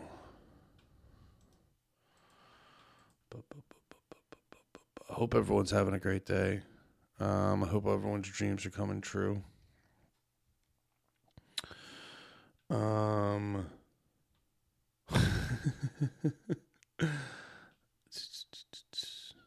he's got a Ethan. Oh, that's from a while ago though. Ethan Klein versus Hasan. I'm a sucker for this fucking gay ass bullshit. No, it's just funny seeing this. It's funny seeing this. It says the worst thing Destiny has ever done, and it's like an hour and a half. And I learned new things about Destiny from you, and it's never good news. I rarely. This is serious. I don't know if we could find to another person, to another. His dumbass volunteered that info too because Denham's. He's like going. Okay, I'm getting sidetracked. What? Okay, here it is. Here's the video I wanted to watch. So the other day, I think Saturday, we had a big important retard fest drama stream. I don't know what to even fucking call it. But you guys know I'm a sucker for YouTuber docs about YouTubers and streamers and them what's the new term, crashing out and doing all that other shit. I'm a sucker for that. I see Ethan Klein post his content nuke. Posted a big content nuke about Hasan. Everyone was excited for it. I watched it. A lot of people watched it. And I think a lot of people came to the same general conclusion where you're just like, he just spent a lot of time explaining things that you kind of already know about Hasan. And I will say this. Did seem, and I try not to be this guy where you're like, ooh, you sympathize with insert bad group here, but just really seems like he makes a lot of excuses for dudes who might definitely be a terrorist, you know? And he has that sort of unnuanced Israel-Palestine view where, you know, you're like, well, Israel's bad, so then you end up being like subtly or overtly pro-Hamas in a weird way, or a lot of people aren't necessarily, like, I feel like most people, they're not going to be pro-Hamas, but then a lot of people who sort of approach it in an unnuanced way, they're going to basically, well, Hamas is fighting the good fight, so you excuse a lot of the things they do. So, like, you'll get mad about Israel killing babies, which they've killed way more babies, but then if someone brings up like Hamas, they'll just be like, well, I mean, it's not, you'll hit them with it's not that many, which is fair, but you know, if you're kind of presenting it in a like, what are you gonna do? What are you gonna do? It's like, well, you could kind of use that logic on the other side then. I'm just saying, if that's your fucking logic, you could kind of do it. And that's why I think like the proper nuance thing is obviously to not be pro-Hamas, but it's almost like, I mean, brother, you gotta get why they're mad. You don't have to like it. You don't have to like it. You don't have to agree with it, but like, you get why they're mad. You know what I mean? It's like, you know, that whole like open air prison, constantly bombing them, like lying about stuff, making up excuses, being real flagrant with the bombs and the guns and all that shit. You know why they're mad. But yeah, so, and Hasan was definitely doing that, but a lot of, like, most of the content, like when he literally interviewed a dude who was like almost definitely a terrorist, and then he's like, what's the big fucking deal? What's the big deal? When all he had to do is like, yo, bro, I'm basically a journalist. I'm interviewing this guy. Now, it was a pretty bad look where, like, he was kind of, like, trying to shoo it away, but he was, like, glazing him pretty fucking hard. If I can be honest, as a dude who's been accused of glazing recently, like, he was glazing him pretty fucking hard. He was like, yo, that's so fucking, like, the dude would talk about, like, terrorist stuff, and Hasan would be like, oh my God, that's so fucking cool, dude. But yeah, I was watching it. I will say it did look a little, I think I talked about this in the video, it did come off a little desperate on Ethan's part, where I was like, dude, that shit did not have to be an hour and 45 minutes. That shit, laser tag. It's laser tag, but you just suck everyone off with compliments instead of use guns. I could get into that. No, I couldn't. I'm straight as fuck, dude. Could never get into that. I love pussy too much to get into shit like that, dude. Oh, but yeah, no. And that's kind of like the, oh my God, what did I do to my eye? That was kind of the thing, that was kind of like my takeaway with the Hasan thing, where it was like, well, with any of these things, like they'll talk about, I remember like back in the day, they were talking about Drake and Meek Mill, the beef, and they'll be like, you know, Drake won the beef, and I go, Meek Mill lost the beef, because that's how it happens, even with the Kendrick Drake thing. You know, like Kendrick did win, but there are certain, if you look at it a certain type of way, it's not as much of a win, because this is the part everyone keeps like forgetting is, you know, like you'll have everyone, they'll be like certified lover boy, certified pedophile, wop, wop, wop, wop, and then they'll talk about all this other shit, and they'll be like, hey man, he just called him a pedophile, we all sang it and agreed, and now we're just doing nothing about Drake.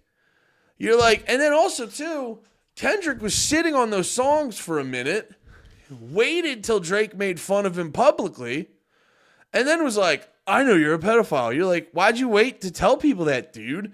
So, like, you know, when you kind of, like, I get it. It's all fun. There's a lot of, you know, not saying, like, Kendrick and Drake aren't great rappers, but it's just, dude, the type of people who are arguing about it online, it just feels like, I don't know. It feels like Disney adults fighting with Marvel fans. But this isn't a Kendrick and Drake video. That's from my other channels. And it's the same thing with like Ethan and Hasan. Because Hasan's like, I mean, I guess Hasan wins in the fact that he's like, yeah, dude, I've never lied about being a radical retarded socialist. I've never lied about being a fucking retarded communist. I've never lied about that, dude.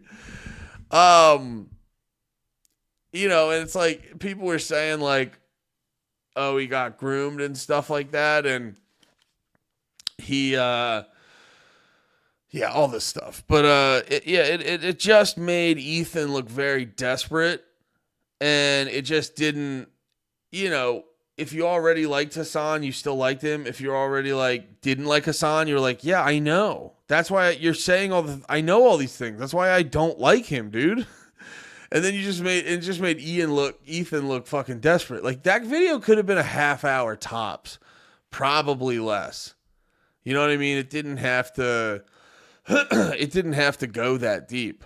I am curious to see to maybe see if you could get into more of that shit. Cause it's like, let's just watch this video. There's enough preamble. Let's just watch this video because it is very funny. I was curious about this where it's like the Destiny content nuke and sort of like the way like Hasan approaches this in a very like, bro, I don't care. And then it's like, well, hold up. And he kind of just like, he goes deep into like how embarrassing Ethan is. And it is this thing where it's like, it almost feels like one midget calling another midget short. You're like, well, you're also, you know, it's like he's calling Ethan embarrassing and retarded and stuff like that. It's like, well, hold up. You're also like pretty fucking embarrassing and stupid too, brother. So like, let's like slow the roll. And I say all this saying I'd love to hang out with Hasan and get a beer with him. I'm very certain once he's 3-4 beers in, he calls stuff gay. And that's cool. I'm just making fun of his public persona. I think in private, Hasan rules. This public persona shit, dude. Stop pretending to be a socialist. Just be the free market capitalist you know you want to be. You're already there with the fucking car and the fucking big ass house. which he addresses in the video. Here, let's watch it. Enough talking. Groomed into believing radical politics. Oh yeah, I watched a decent amount of this already. Almost crashed my car. Ethan Klein, if you want to have a conversation with me, I am available. I can talk to you about any number of different... Which actually, it was smart of him strategically to start it off this way, because after watching the content nuke thing he put out, it literally was like, dude, I think you should just talk to him about this kind of shit. You know what I mean? Like, you should probably want to just talk to him.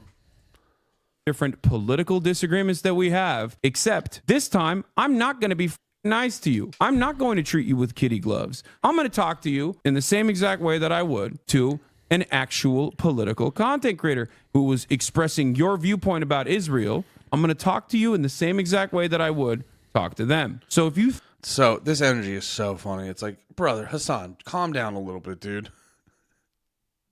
I like you, bro, but there's a lot of footage of you just being retarded. So just like pull it back a little bit, dude.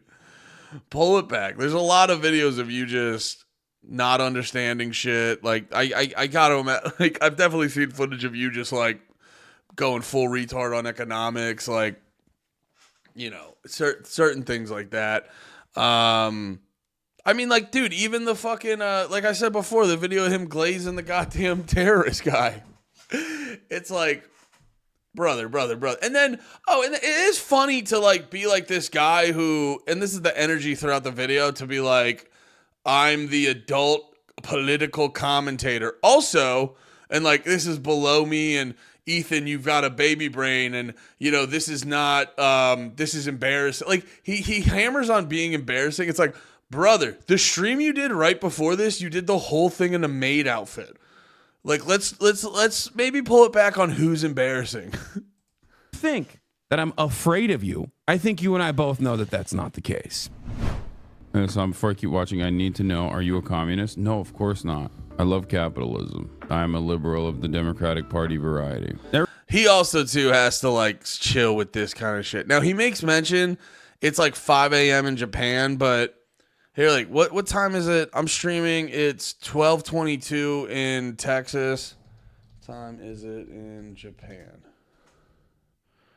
Okay, so it's 3:22. And then if he's in LA, because I think that's where he lives, right? So it would be about 4 o'clock for him. I'm sorry, not 4. What am I saying? Why did I say 4? I have no idea why I said 4. It would be like 10 o'clock for him. So yeah, it's so funny. He's like, sorry. I mean, he could be jet lag and shit like that, but he's like, it's 5 a.m. in Japan. Yeah, it's like noon. Stop talking like a fucking marble-mouthed retard. Everybody knows I'm a liberal who almost exclusively defends the Democratic Party. I mean, if you didn't know that, you must be an absolute dumb, right? You know, you'd have to be a real moron, or maybe disingenuously lie and be like, I was groomed as a 40-year-old adult into believing that someone is actually a liberal. I will say this, and I'm not necessarily defending Ethan, because Ethan was, like I said before, he embarrassed the hell out of himself. I don't know if he was really people are kind of, and I from a bullying standpoint, and this, by the way, is why also Mr. fucking High Road Hasan, it's like you're which, dude, I'm sure Ethan doesn't play fair either. I'm just saying, like, he comes off as High Road Hasan, and it's like, dude, you're immediately going into high school mean girl bullying tactics. Just by immediately taking something that's most, like, when you say, oh, Ethan's saying I groomed him. Is that what he said? Disingenuously lie and be like, I was groomed as a... There we go, groomed. And I watched, like, don't get me wrong, the fucking video was brutal to get through, but I made it to about an hour 15. I watched the meat of it. I watched more than Hasan did.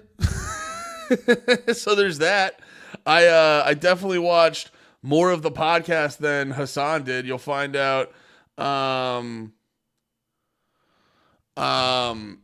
Sorry, checking on a text message. Yeah, that you'll learn that a little bit. I've watched more of this. I've watched more of Ethan's video than Hasan did. So there's that. And yeah, I watched enough of it to be like, no, he and I get where the joke saying Ethan was claiming he got groomed, which once again, dude, there's so much good shit in this. Because, like, from what I've watched of Hasan, you know, the, like, making light of grooming. Like, Hasan, really? Are you going to make light of grooming? That's serious sexual assault stuff, dude. Are you really going to make light of it with just with this situation? You know what I mean? It's like, no. That's the thing. It's like, I talked about him before. Hasan doesn't care about consistency. And he doesn't care about being hypocritical and shit like that. He has a end goal, and he's going to do whatever he can to meet that. So, like, I guarantee you, like, he even has a little moment where he's like, I don't know if this is ableist or whatever. So he still kind of lightly holds on to his fucking dumb thing. But it's like, brother, you're out here making light of sexual assault. Why would you make jokes about grooming, dude? And this is why I'm like, dude, you probably rule in private. Just stop doing this gay shit in public.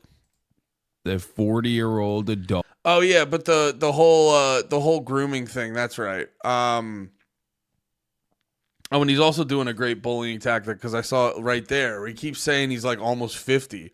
And I saw a clip of Ethan. He's like, I'm 39, dude. He's like, you're 34. He's like, we're not that crazy far in age, which was a little bit of a cope, but it is brilliant bullying mean girl tactics of Hasan to be like, dude, you're 50. It's just like a slight, because it's not like, you know, it's just like an amount that if you're not paying attention, I was like, wait, is Ethan really 50? You know what I mean? It's like one of those slight mean girl techniques. And that's the thing people need to appreciate about this video is how much of a mean girl bully Hasan is being. You know, just doing like little shit like that. Oh yeah, but yeah, just with like, cause now it still makes Ethan look kind of dumb, but he didn't say Hasan groomed him. He was basically being like, I knew this guy as this, and he's basically trying to make the point, I knew him as this, over time he became much more radical and I just couldn't work with him.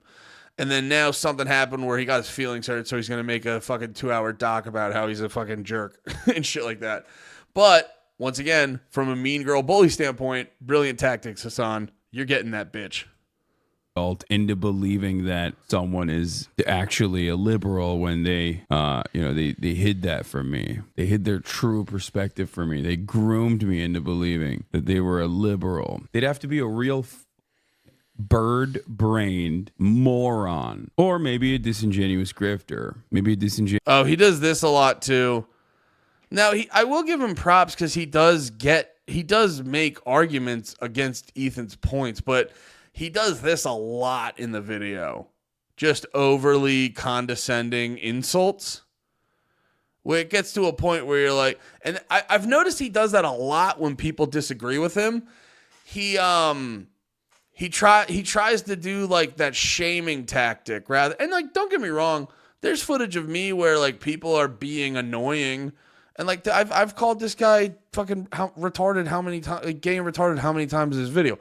I'm not saying I'm better than it. I'm just saying, like, just notice this before you're like, yo, Hasan fucking pwned him and shit like that. Or Hasan fucking got his ass, whatever the fucking terms are now. I feel like people don't say pwned anymore now that I think about it, now that they realize I'm fucking 35 almost. But you see, like, he does a lot of this stuff I've noticed in a lot of his videos, he does stuff like this to kind of like control, to like kind of get you into a certain mindset before he actually makes a real point. Where it's like, you know, also if you're a Hasan fan, you could kind of like see what Ethan was doing and you already think he's a fucking dummy. But yeah, I'm just saying, like, just please appreciate the mean girl, the expert level mean girl tactics of Hasan Piker. I that's all I'm doing right now is trying to point out his S tier mean girl tactics. Genuine grifter who recognizes that the person that they were talking to never really sheltered their views whatsoever. Guys, I have a statue of Lenin behind me. Not right now, obviously. I'm in Japan. I used to think you were cool, consistent, and friendly. I look past. It is a really funny point, too, to be like, brother, why? Because that was a crazy part of Ethan's video where it's like, brother, why are you so surprised? Yeah, and then to say shit, it's like, I had a statue of Lenin, which is crazy, but a fair point. That's the house because I figured it makes sense. Then I found out you're a commie. Now I realize you're undeniably a baller, based, and live true to your word. You also have good eyebrows. Thank you. Why is the Tim Pool beanie on stream? Dude mentioned, I mean, he brings up the house stuff a little later, so I'll actually I'll wait for that. I'm wearing this so that people will think that I am Tim Pool, and therefore apolitical, and therefore not radical, therefore not playing a formative role in what is actually ruining the United States of America and perhaps the entire planet, which is... I realized this too, watching a lot of Hasan clips, and like I watched this, and later he brings up whoever this guy is, like defending him, and... Oh, shit. Did I go too far? Oh, there we go. Therefore not radical, therefore not playing a formative role in what is actually ruining the United States of America and perhaps... Yeah, whatever this like thing is, because like, you know, I'm doing my thing here. I'm choosing to get into like the gay ass political space, and to my other gay ass political pundits, I implore you, can we stop doing this like Daria sarcastic, ironic, like exhausted voice? You know, I think who the fuck was it? The Red Scare. The Red Scare chick talking about Luigi. That chick was going viral. What's her name? Dasha, right? She was talking about Luigi. Where's the fucking clip? Oh, is this the interview? Where's the goddamn clip? Why is this so hard to find? Here we go.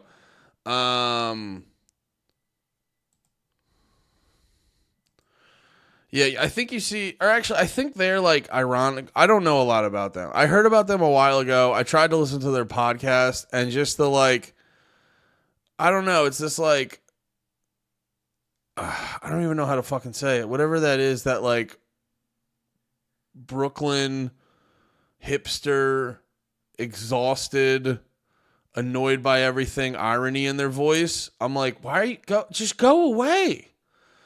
Well, it's this weird thing where it's like people have this energy towards stuff, and it's like it's actually like so fucking easy to not be involved.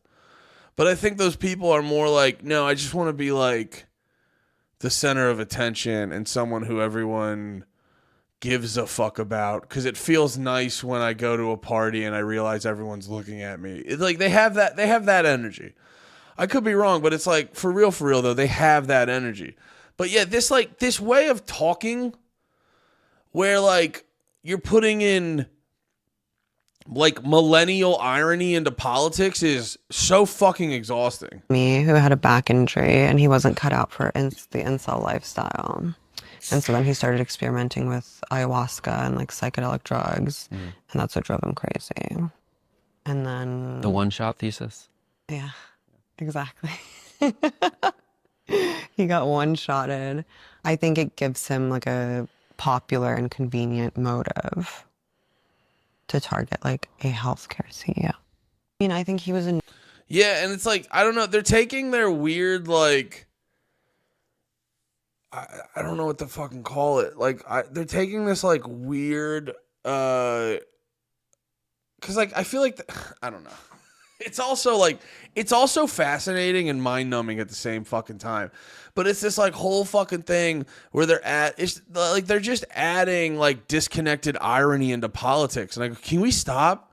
Politics already sucks enough ass. Can you not add your like fucking like fucking hipster disconnected irony to it, it's exhausting. So if we could just start by like, can we just all start talking like normal people and not be fucking people in their late 30s trying to sound like children who live in Brooklyn?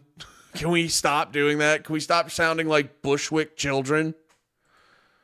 Perhaps the entire planet, which is the rising tide of fascist mobilization, but instead the much scarier thing, which is communism. Everybody knows it's a significantly scarier thing. So yeah, Yeah, just that energy of like, I'm just so annoyed by other people's opinions. It's like, well, you're rich and you don't have to do this.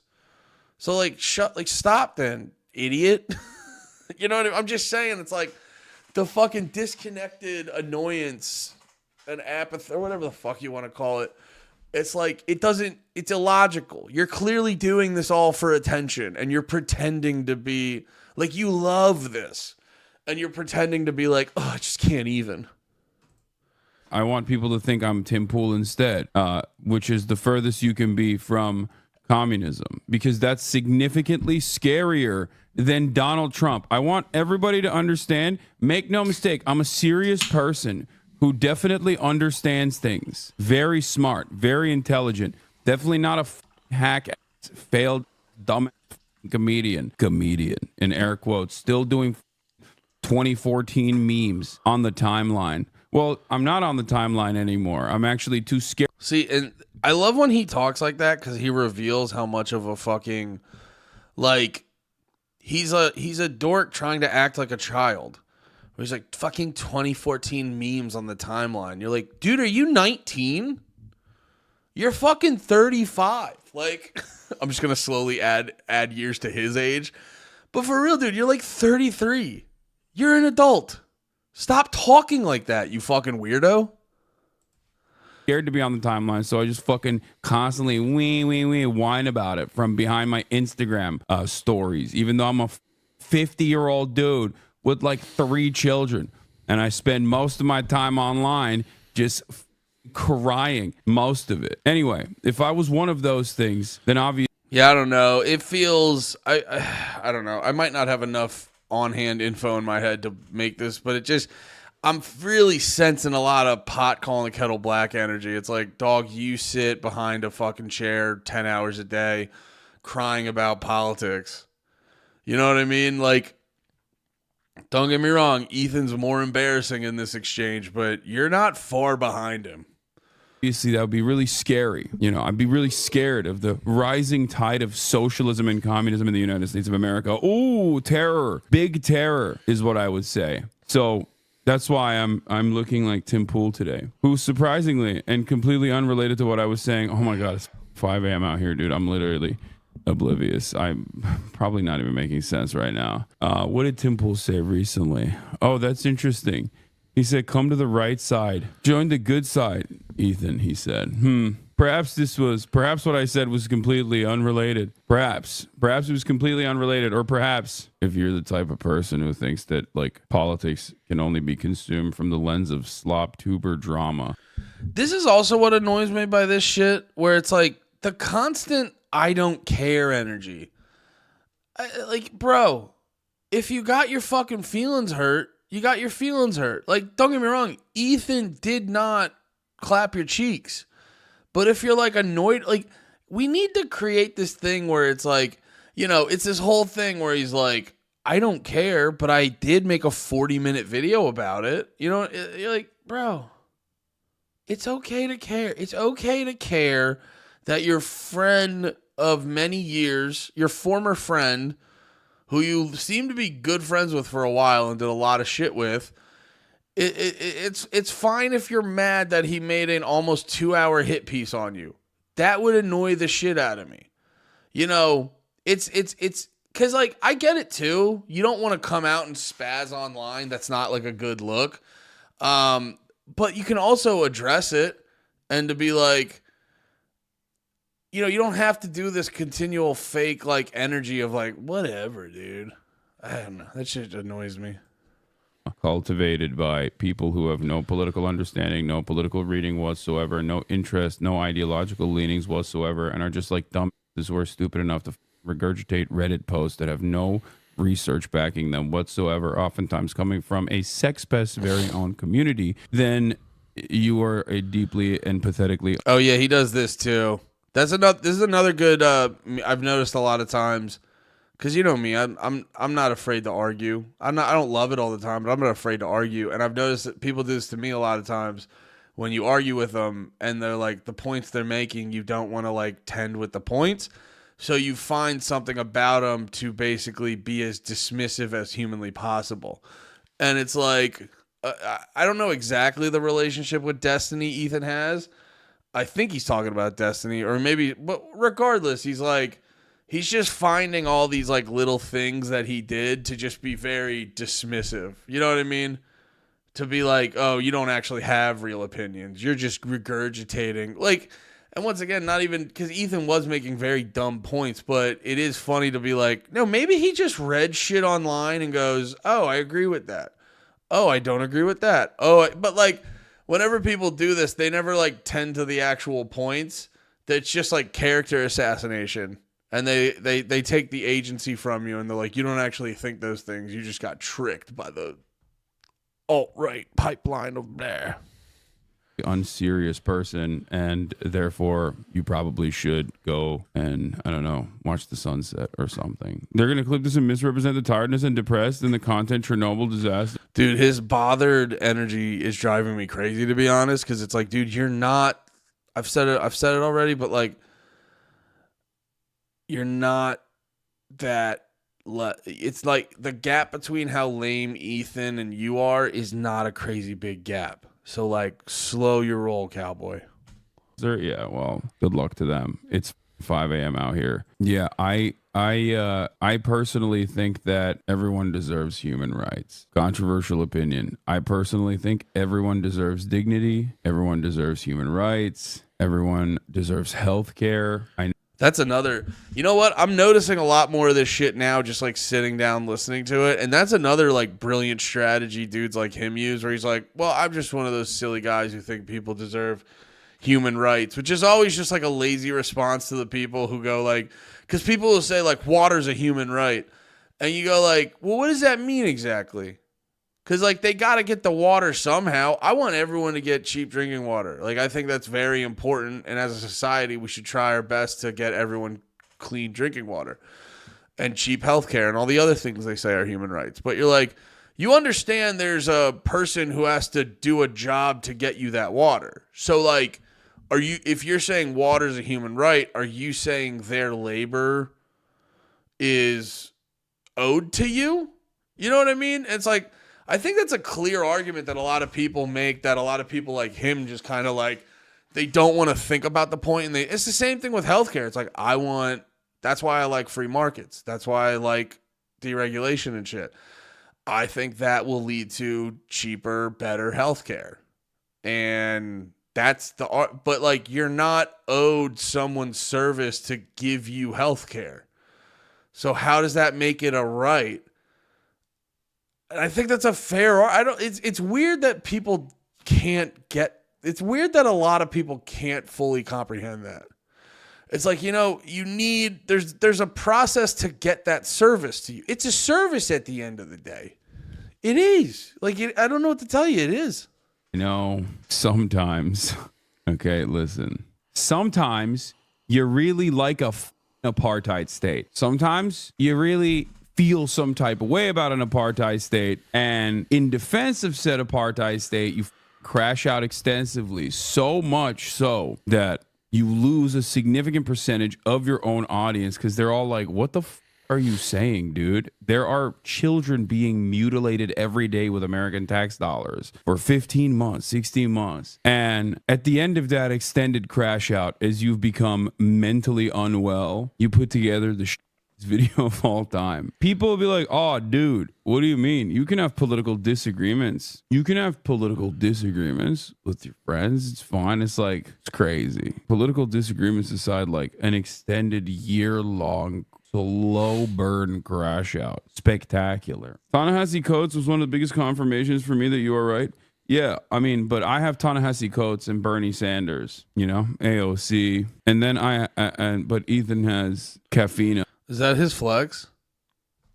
Ta-Nehisi Coates, the guy who promotes the fucking what was it? He's like the critical race theory guy, right? He just posts fucking commie gobbledygook to keep us all fucking mad at each other. And yeah. Oh, AOC and Bernie. It's good timing with the Bernie one, where he spent all of his energy defending Big Pharma against spooky RFK. And it's just like, I mean, AOC is like, I mean, she's a perfect queen. I'll give you AOC. She's a beautiful, perfect queen, Hasan. No. Just watch the video and take some accountability. Don't be a pirate software dude. Dude, it's an hour and 40-minute video. Okay, can I just say something? This is genuinely, this might come across a little ableist, but you literally have an intellectual disability if you think that, like, I am fearful of watching an hour. This is a hilarious thing I've noticed Hasan does all the time. The guy goes, wait, so you didn't watch it? And he just gets furious at the idea of, like, hey, shouldn't you watch the video you're commenting on? Like, and also, too, I didn't finish the video. It's too fucking long. He's got too much extra bullshit. But, like, I don't know. I would expect you to at least start it.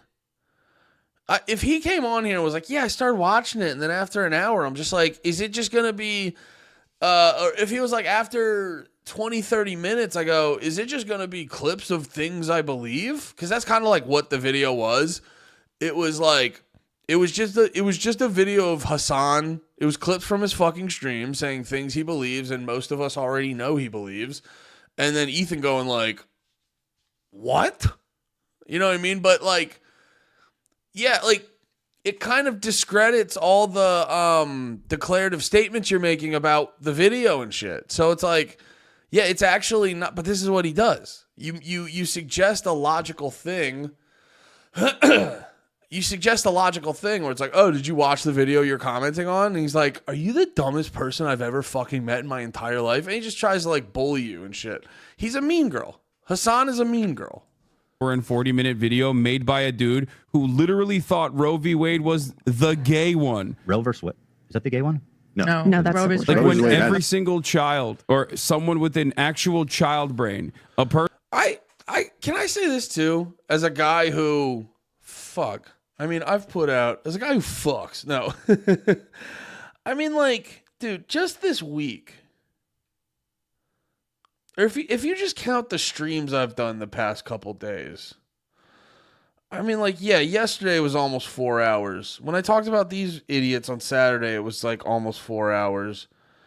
Yeah, I did like 9, 10, 15, 20, 25, 30.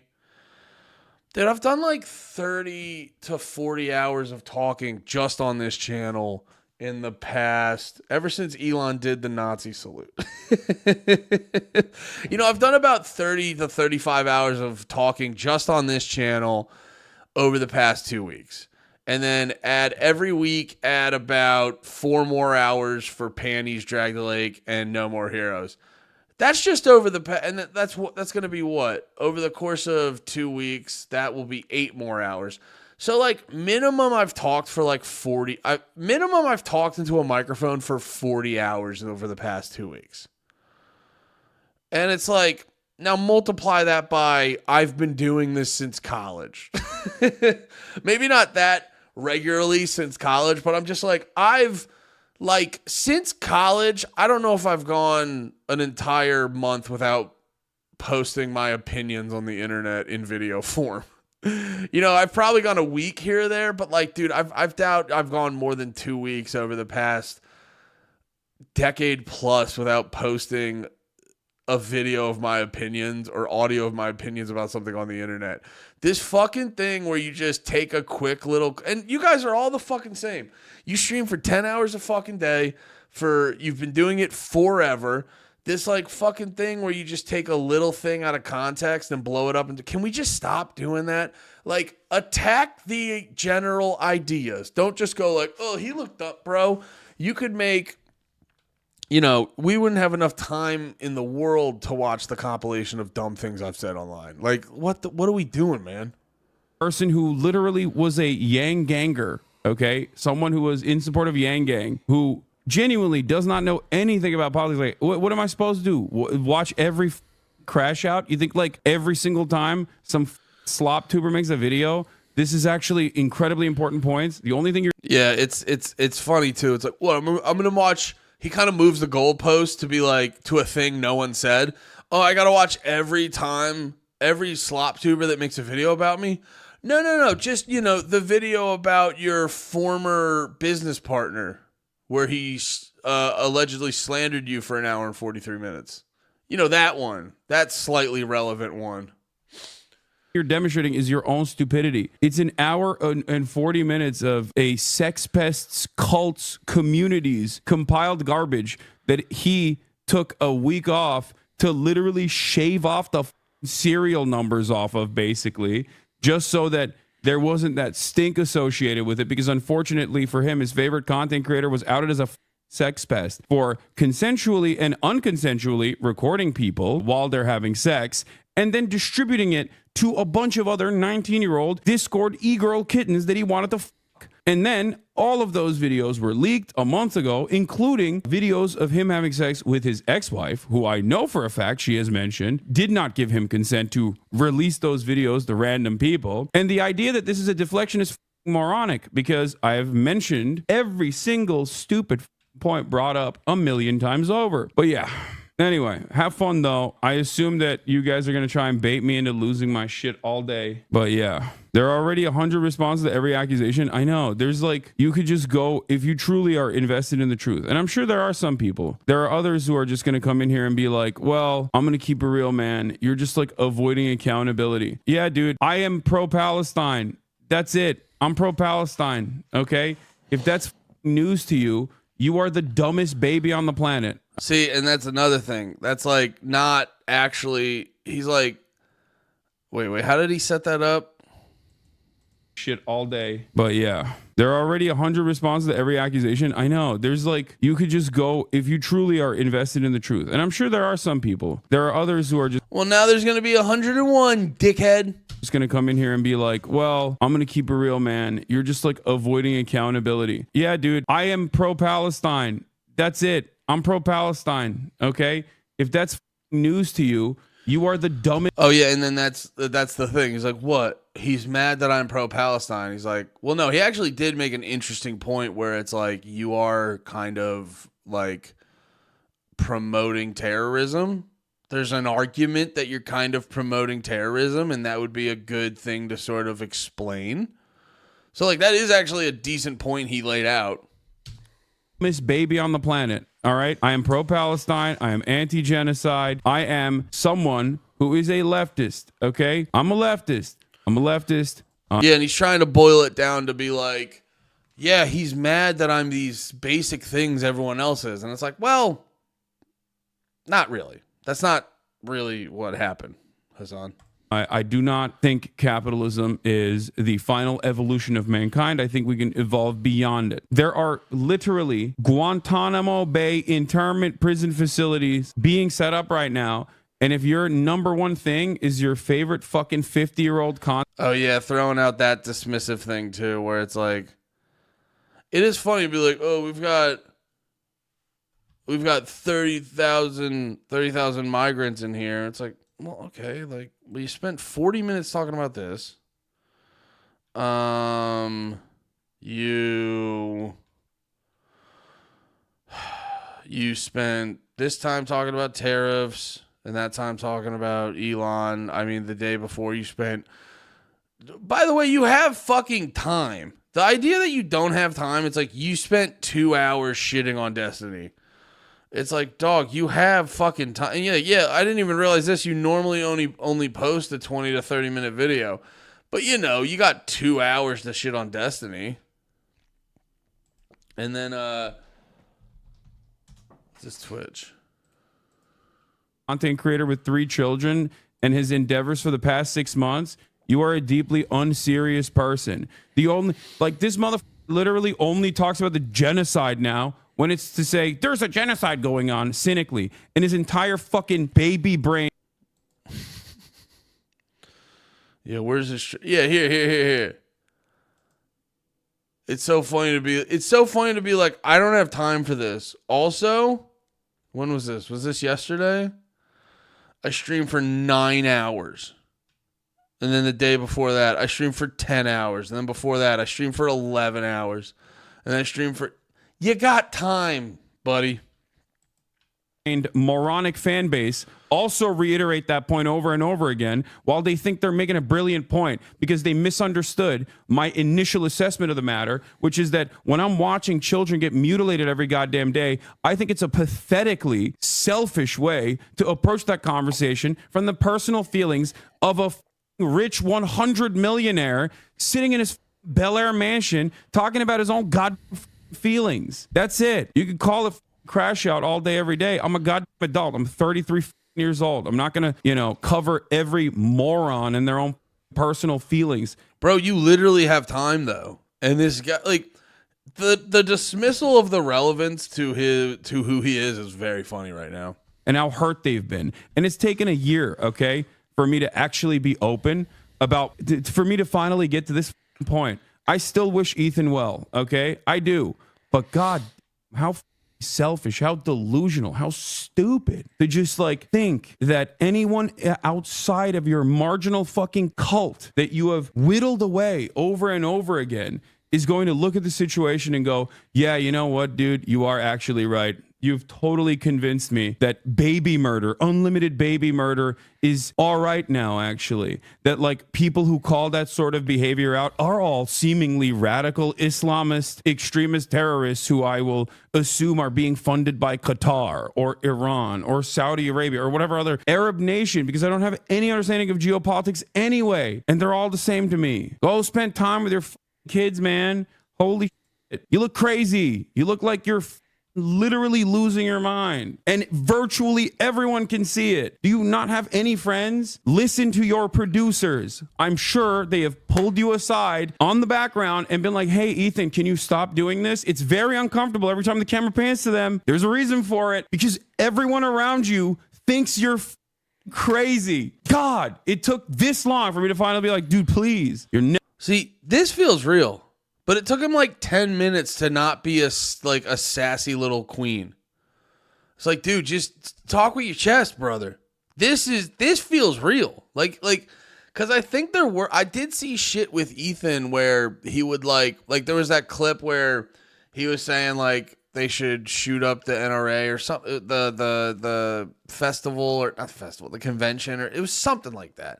And he was saying some shit where you're like, dude, chill. Like, we might get the stream might get taken down, or we all might get arrested. Like, chill. Like, some shit like that.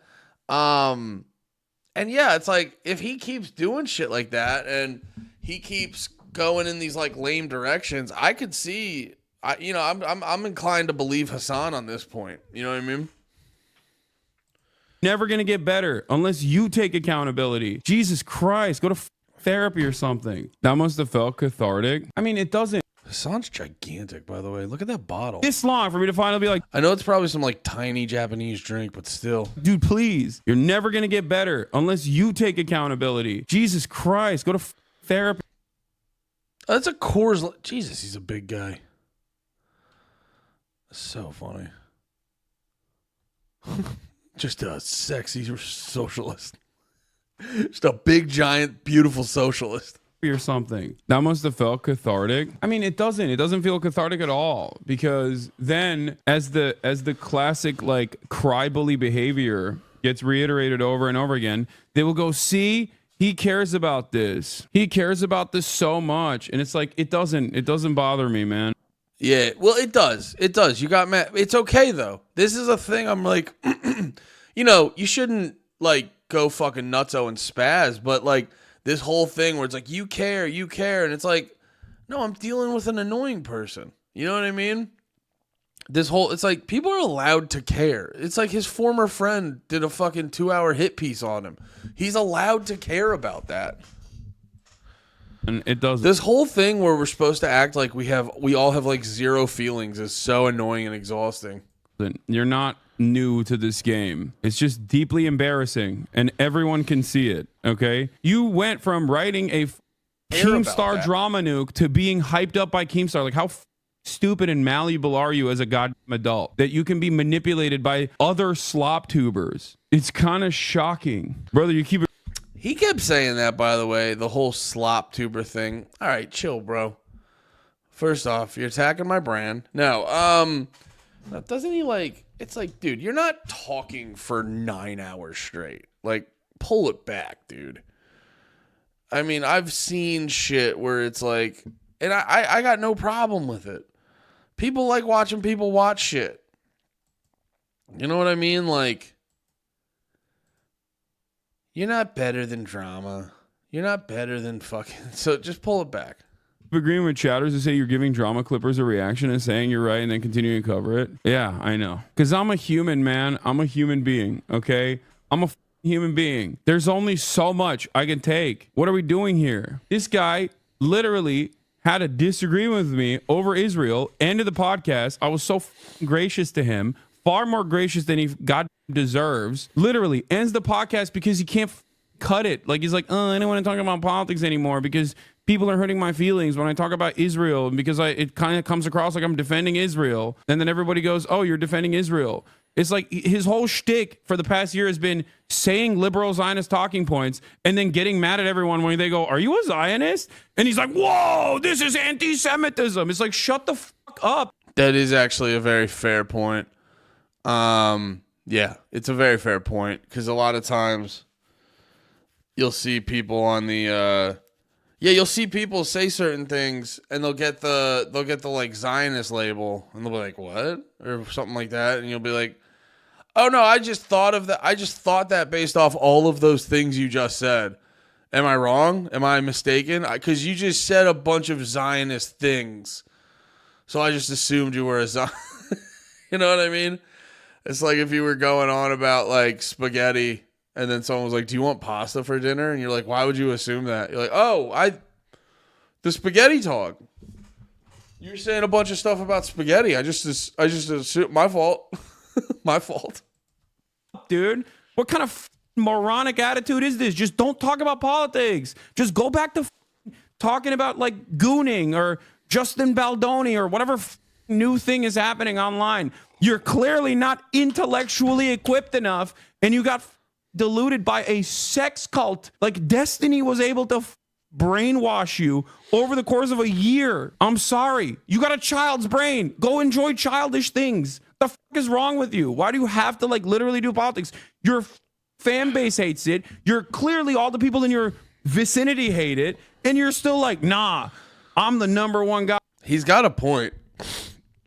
He's got a point. It's why I go heavy on politics here. And it's like, do you really hear me bring it up on panties? You know what I mean? Like, in my defense, when we were having the Elon fight, I didn't bring it up.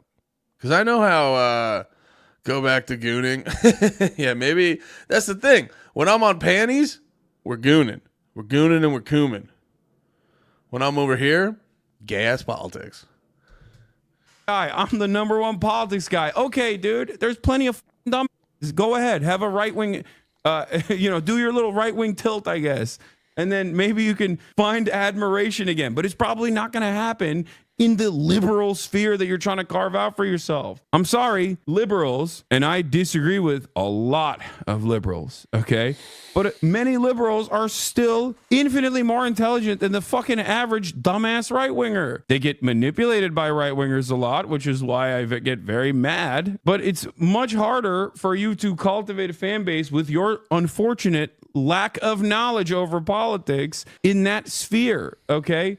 Just become a right-winger then. Look at Tim Pool. He's got a massive audience. I've been so nice, dude. And you know what the most annoying part is? For a year, I was like, oh, man, I don't want to, like, hear about this stuff. I'm sure Ethan means well, blah, blah, blah. And everyone was in my ear constantly yelling and being like, no, he did this, he did that. And I was like, who cares? He's just like, he's just doing whatever. He's just doing whatever. He's just doing whatever. And everyone was like, no, dude, listen, he made fun of Aaron Bushnell, killing himself. Like, you don't understand. He's like doing all this propaganda, whatever. And in that entire time frame, I was like so charitable. And I was just like, hey, I've heard the things that he said one time in 2021 about how he's like pro-Palestinian, like that's important, whatever. And he did this to himself. Like that's what's so crazy about this narcissism. Like these dumb will be like, Hasan, you don't have any accountability for what? You want me to say I'm sorry for being like pro-terrorism or whatever kind of Islamophobic nonsense that you've cultivated over the course of the past 15 months from a sex cults community? God. Oh, we have a bingo card for Hasan's reactions. Like I saw that too, and it's like you just. Oh yeah, what is this? Never ever watches the actual video. Destiny did this. Tries to act unbothered. This is really funny. This is Hasan's fault. Is he doesn't. I feel like he should laugh at this shit a little bit more. Cause it's like, if you act like this shit is crazy, you're hey, what do we got over there? What do we get? I got a wedgie with the follow. Thank you so much. Thank you so much. Also, Ghost with Old Soul, if you're in here, you hit the follow while I was on break. While I was not streaming, I mean. So thank you very much. There's a genocide going on. You know, it's like, you know, you shouldn't take what I always look at it like this. You know, you shouldn't take what the commenters say as gospel, because it's not. But also, if someone watches you for multiple hours a week, like they have a decent knowledge of you. So when you see the more level-headed critiques, it might be worth your while to consider them. You know, like once again, bringing it back to the episode of Panties where we fought a bunch. There was a bunch of people being like, you guys are fucking retard idiots, da-da-da. Yeah, all right, shut up. We can have a fucking... We can talk about politics for 10. Like there are people who'll be like, ew, politics, ew, and you're like, yeah, we can talk about a current event for 10 minutes. It's fine, guys.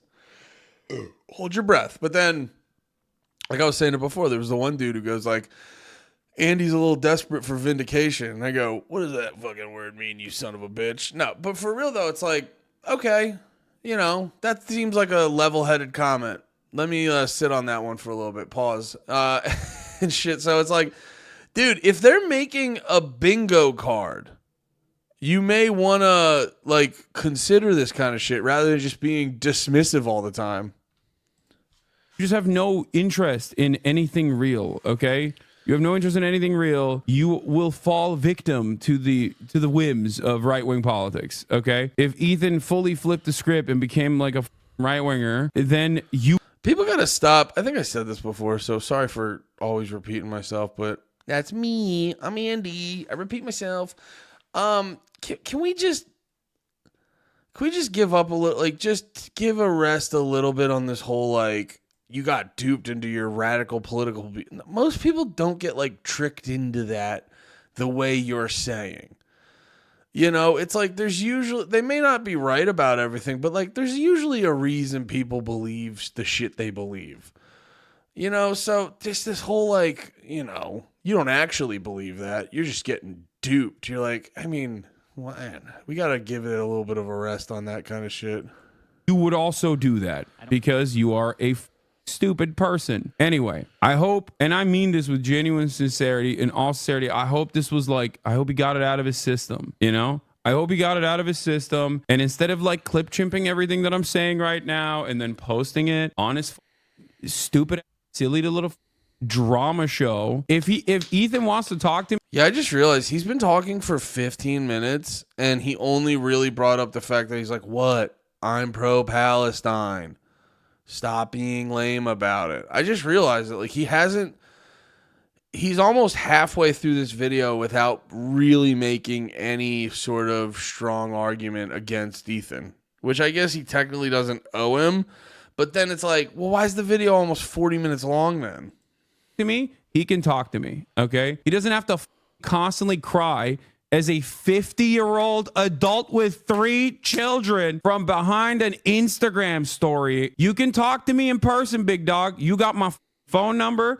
We can have a conversation on your stream. We can have a conversation on my stream. Last time, I had the baby gloves on, and you cried like a bitch after doing Teddy Fresh ads in the midst of our genocide coverage. That's right, and I'm not talking about the Leftovers episode where he actually cried That was a beautiful moment. And I was actually very wrong for thinking that that actually meant something. It turned out it didn't mean shit for you at all. Because selfishly, you spent the next year constantly ripping into, suspiciously, a lot of, not myself, but other people of color. I'm not calling myself a person of color. I know it's going to get clipped out of context here as well. And then you're going to be like, meh, meh, meh, meh, whatever.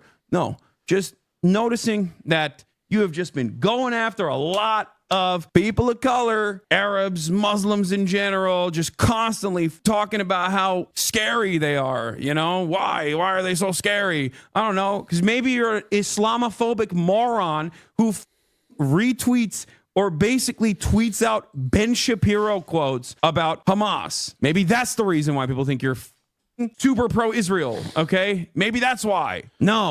That's actually a fair point. It's like, yeah, and then you teamed up with King Kami. Yo, I have to piss so fucking bad, guys. I'll be back in 2 seconds.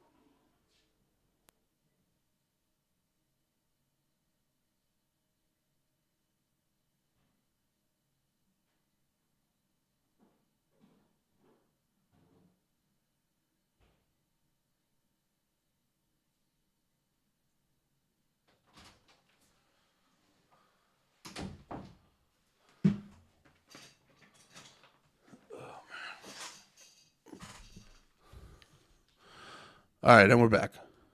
Oh, no accountability, okay? No accountability whatsoever. Constantly pointing the finger at other people. It can't be me. It can't be the broad reception of my worldview. It cannot be the way that people understand where I'm coming from, okay? The way people have heard the same talking points over and over again from people who are genuinely deeply pro-Israel. Maybe that was the reason why people were saying that. No, it must be because of anti-Semitism. And it's like, it's not as though anti-Semitism isn't... No, he does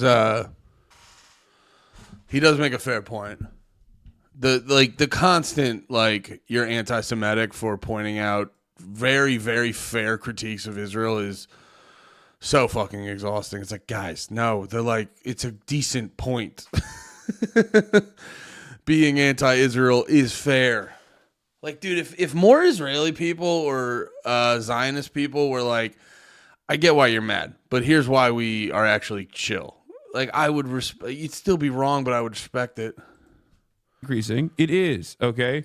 And it's something that I understand. It's something that many of these people that Ethan has falsely smeared as anti-Semitic understand. So especially at a time when there's motherfuckers like Nick Fuentes, Jake Shields, or numerous other like actually anti-Semitic monsters out there who are running rampant, hyper-focusing on people who are anti-Zionist and expressly and openly not anti-Semitic is certainly a choice. Yeah, I'll debate you anytime, anywhere. All right, Ethan? The assumption that I'm afraid of you is so idiotic, okay? Tell your God, be honest with your fan base, okay? I'll talk to you anytime, any place. I'm done. I'm done with this nonsense. Like, these morons literally think I'm afraid of a dude who does not know anything about politics and basically just rehashed Willie Mack show and Destiny clips, dude. Like, these guys just literally go to Reddit. That's it. And they just repeat Reddit talking points over and over and over again. It's one of the dumbest things I've ever seen. Yeah, I saw Roman also popped off. Because, dude, if you are even remotely interested in politics, you're going to look at this and go, what the fuck are you saying? Incredible video to drop in the current political climate. Fascist takeover happening in the U.S. and tons of other places. And he drops a 2-hour video on the biggest threat to America is Hasan and communism. Lol. LMFAO even. I fully expect Ethan Klein to become an anti-woke grifter within the next 5 years. So H3H's vid on Hasan is dead ass just Red Scare and McCarthyism. I actually haven't even... seen anything more pathetic in my life. Bro's trying to pander the last remnants of his right-wing fan base by going after lefty boogeyman streamer right after Trump win as well, and he's doing it also that people forget his controversial Israel takes. Incredible. That's what's so crazy, by the way, which is... That's actually a little bit retarded because he literally in the video was like making his Israel takes very clear. At least that's how I felt. That like there are a million different ways to try and hit me on like drama related. Why the would you try to do politics, man? It's so funny. He's like, dude, I've done so much retarded shit. Why are you hitting me on things I like? It is like a horrible strategy where you're like, did you know his son likes communism? They're like, yeah, dude. Like, Hasan might have a point where he's like, why are you getting into politics, dude? You don't care about it. You're bad at this. It's like if I tried to passionately start like a basketball podcast, you guys know, like, I'm not like passionate about that. I don't like basketball. I don't hate it. I don't like dislike it. I just don't care. So I would just sound dumb. You know what I mean? And it is just like, dude, if you don't care about politics, because that's what happened. And I got a little bit of this myself. So I'm like, you know, I get it. But everyone got duped by the Trump years and then COVID into being like, we all have to be aggressively into politics. Dude, if you're not, you're not. That's fine. I think it's good to be informed on like what's happening in the world. But if this shit doesn't interest you, like it interests me because I'm fascinated with how much it actually, like, people always go like, oh, how does politics really affect your life? And if you like look into it, you're like, oh, it actually affects it like an insane amount. And maybe not just mine, but like other people's, like it's just a couple people in a room talking about strategy. And now, you know, tens of thousands of people in your country are dead just because a couple of people had a conversation. Like, it's fascinating. It's fascinating. But like, if that's not your thing, if you go like, oh, I don't want to learn about that. I want to obsess over fucking basketball. And I want to be the guy that I just watched a video on where he was able off the top of his head to point out everyone who won the NBA finals. You know what I mean? Whatever the championship's called. I know there's the World Series, the Super Bowl, whatever. I think NBA is just the finals. See how much I don't know? That's why I should not talk about basketball. But no, it's like if that's your thing, you want to just memorize who all the people who've won the that's your thing. Just like know what your thing is. And it's like, it's okay to not be good at something. Most people, like the average person is okay and knowledgeable at like 3 things. Most people aren't experts on anything. So like, and I could probably use this advice myself. You don't have to be an expert on everything. That's fine if you don't know a thing. You know, Hasan does politics all day and he gets it all wrong. You know what I mean? And he cares about it. You know, you don't have to fucking do it, dude. Man, you're so stupid. How narcissistic of you.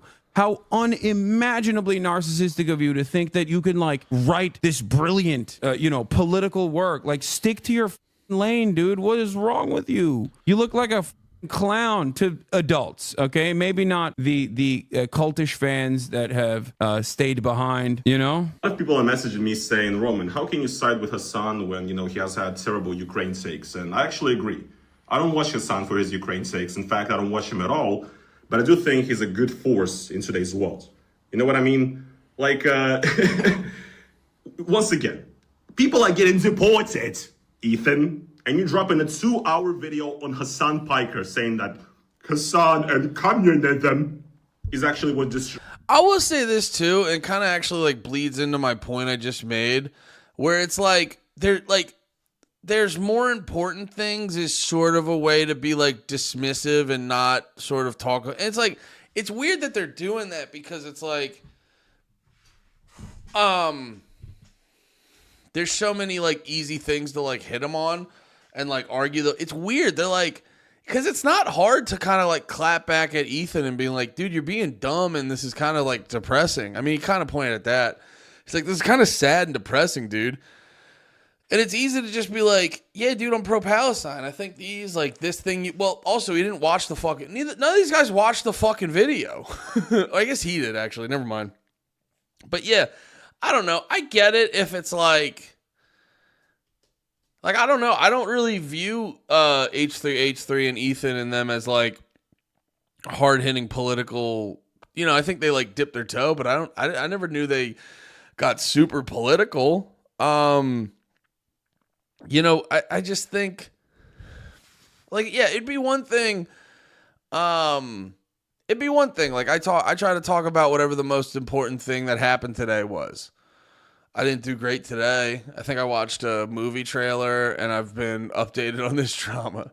So like that could be a good criticism of me today, where it's like, oh, the thing Trump's the thing, which I'm gonna get to because I still have like another hour or so in this stream I want to do. But like you could get me to be like, Andy, why have you not gotten to talking about Gaza? What Trump said about Gaza? That's way more important than this petty bullshit. Sure, because I usually come on here and I do like half the stream or a little bit more than half the streams like heavy politics and shit. That's a fair critique. You know what I mean? It's like, but I don't know. Sometimes people go like,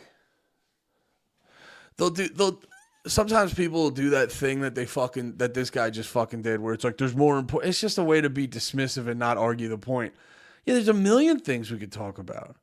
You know what I mean? And also who says what's important? You know what I mean? It's all relative. So just like, I don't know, argue the point or keep it moving. What's destroying America today, you know? Like, please. If we're choosing between Hasan Piker, who wants to... Brother, can we...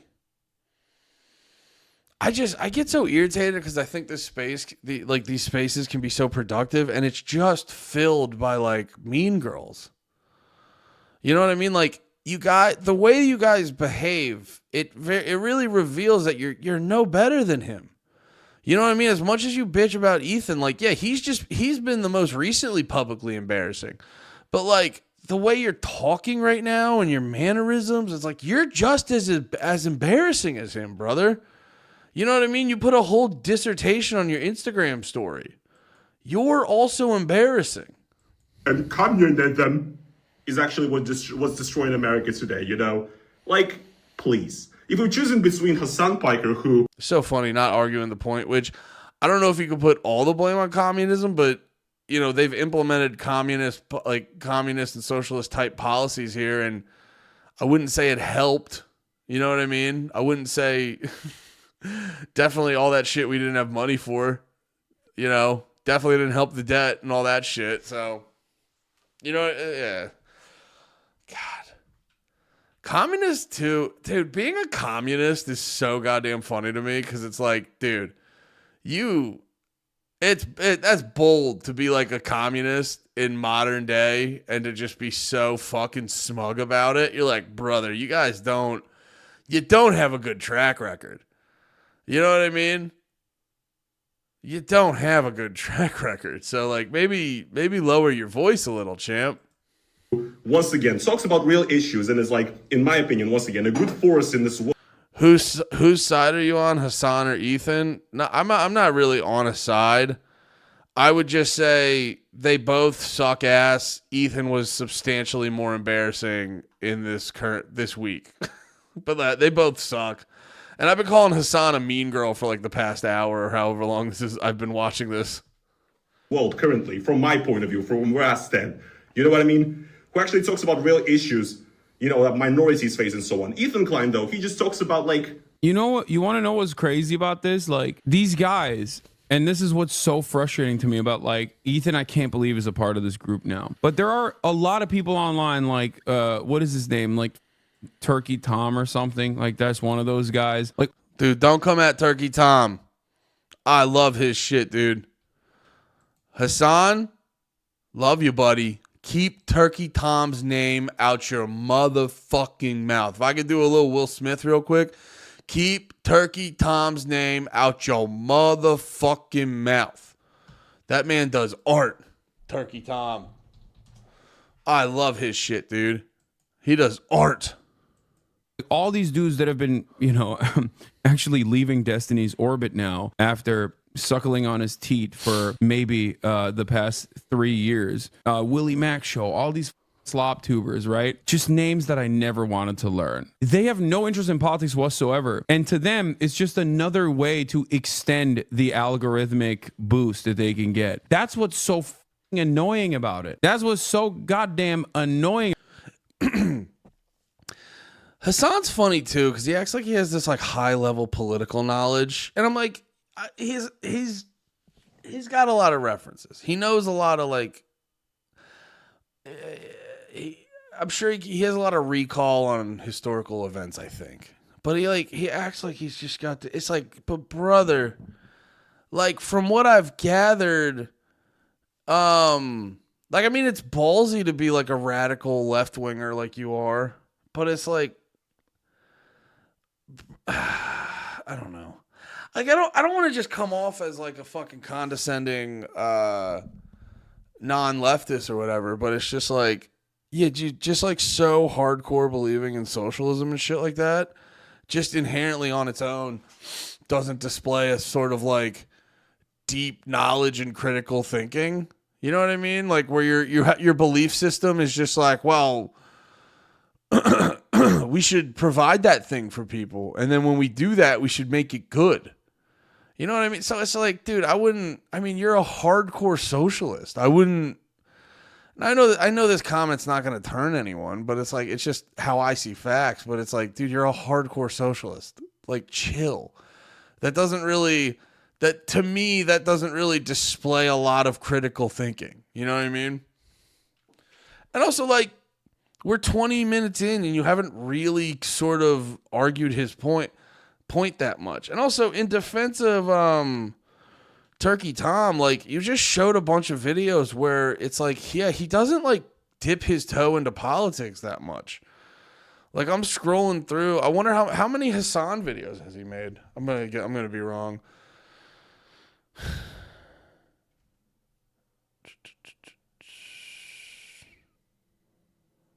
Yeah, I'm trying to look. I mean,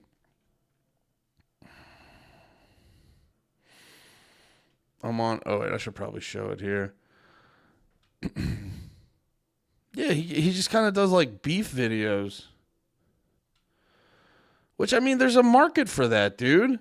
Like, I don't know. Like, that's why diss tracks and rap are fun. You want to know the fucking story. But yeah, honestly, it doesn't even look like he does that many videos of you. Also, a lot of these political guys love to gatekeep politics. Politics isn't like overly complicated. There's just a lot of fucking noise. And don't get me wrong, it's like I get caught up in all that noise too. So that's why politics sucks ass and is annoying. There's so much fucking extra noise going on that it's hard to keep your head on straight, and most people get too fucking exhausted and annoyed by it. Like, which is understandable. About this process is just like for them it's just all drama. It's all drama. Ukraine, drama. Palestine, drama. What is this? I think Ethan just wants to defame you and you to react by suing him. I'm not even it's not even like a fair critique. You know what I mean? Like a lot of those guys don't really touch the political. Because like it's ironic. Because I love those are my guilty pleasure. That's like my fucking reality show bullshit. I like watching those because it's just like retards fighting is funny to me.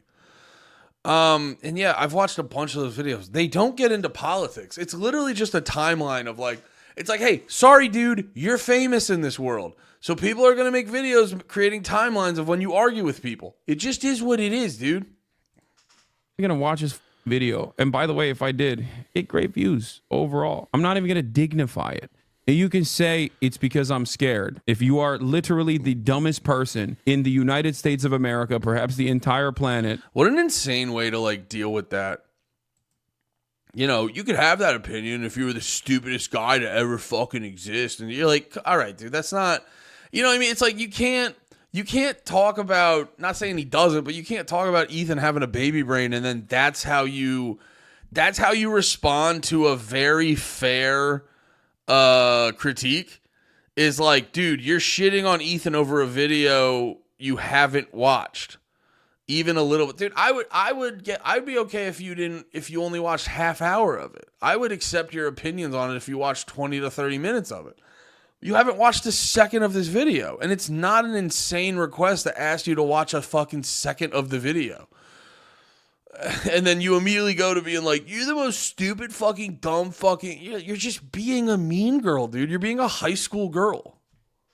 then yes, you can think that. I am stating it very clearly.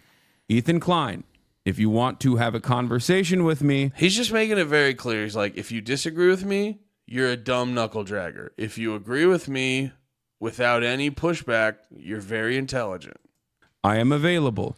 I can talk to you about any number of different political disagreements that we have, except this time, I'm not going to be nice to you. I'm not going to treat you with kitty gloves. I'm not going to talk to you like you're a special boy who deserves my special attention and that you're so funny and so special. I'm going to talk to you in the same exact way that I would to an actual political content creator. If there is a political commentator out there who was expressing your viewpoint about Israel, I'm going to talk to you in the same exact way that I would talk to them. So if you think that I'm afraid of you, I think you and I both know that that's not the case. I think you and I both know that there's a reason why, despite the fact that you and I have very similar enemies, some of which you've turned into your friends, even after they got, unfortunately they got outed as sex pests. But I think you and I both know that I didn't run away from Twitter. I don't have to constantly go to subreddits and clip stuff from those subreddits to post on my Instagram page instead of hanging out with my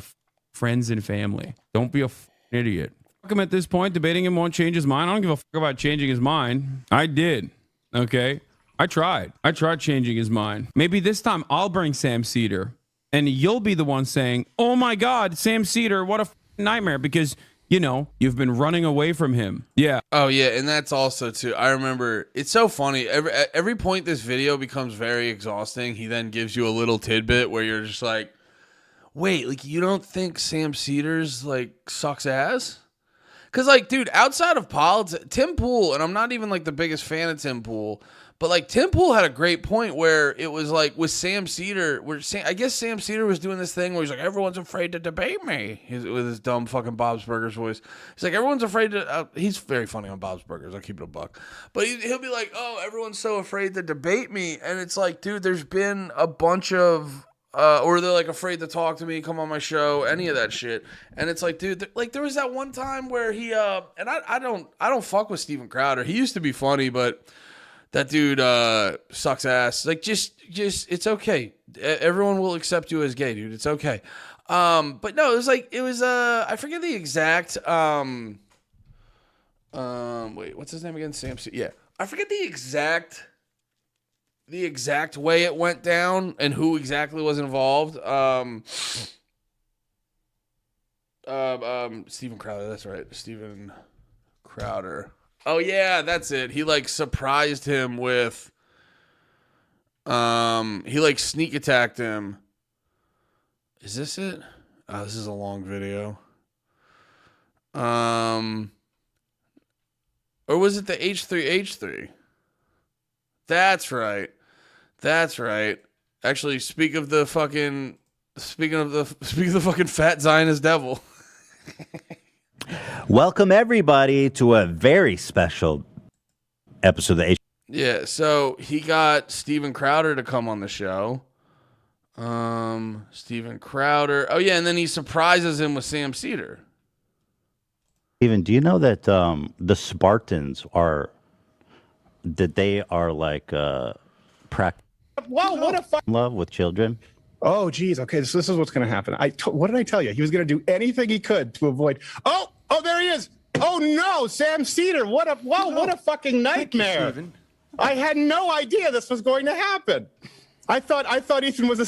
Yeah, and he does, and I don't give a fuck about Steven Crowder. I'm not a big fan of the guy or anything like that. But like, he does he'll participate in little like weird sneaky shit where he'll like rather than having a setting it up in a professional way, he'll do some like sneaky shit where he's like, now you have to debate me, which no you don't. This whole fucking thing where it's like they love to categorize shit like this because it's like, oh, he wants to like Sam Cedar does this shit, so Steven Crowder's like fucks off. And it's like they want to act like, ooh, why are you so scared? It's like, no, that's not how this works. You don't just get to like demand you don't, it's like, it's the same way as like fucking healthcare isn't a human right. You don't just get to like demand my service like this when you're being disingenuous and acting like a fucking cunt. You know, so fuck off. And it's like Sam Cedar's done a bunch of stuff like that where, or if you like, I've watched clips where he had like, I remember watching a clip where like a libertarian or like a anarchist or someone called in and they like made their point and he just starts screaming over him, cutting him off, saying all this shit, like not letting him make his point. Like he seems like a disingenuous rat fuck, like just to keep it a buck on that shit. Like he just seems like a disingenuous, shitty person. And it's just like, so it's just funny to me that Hasan's being like, you won't talk to Sam Cedar. You're like, that guy fucking sucks ass. Who wants to talk to Sam Cedar? He's garbage. I wonder why Ethan Klein won't talk to Sam Cedar. In private correspondence, I told you. I said, hey, man, I know you don't respect me because he's claimed that I wasn't like talking to him at all. So I said, hey, I don't think you respect me at all.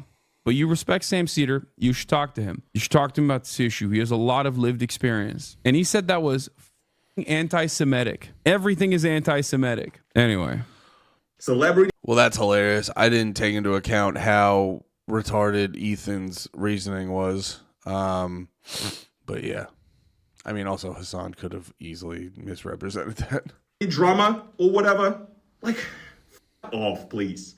What it all comes down to is that I just don't believe that Ethan Klein, cares about any of these issues. Yes, that's what's so fucking annoying about it. He doesn't. He does not. That is what's so unimaginably annoying about this entire process. He doesn't give a single shred of a about any of these issues. And it is literally ego. It's not even like, I could see this. I know I was talking about being dismissive and shit like that, but this is fair where it's like, you're making an hour and 43-minute clapback at Hasan or whatever the fuck you want to call that. I really hate that I said those words, actually.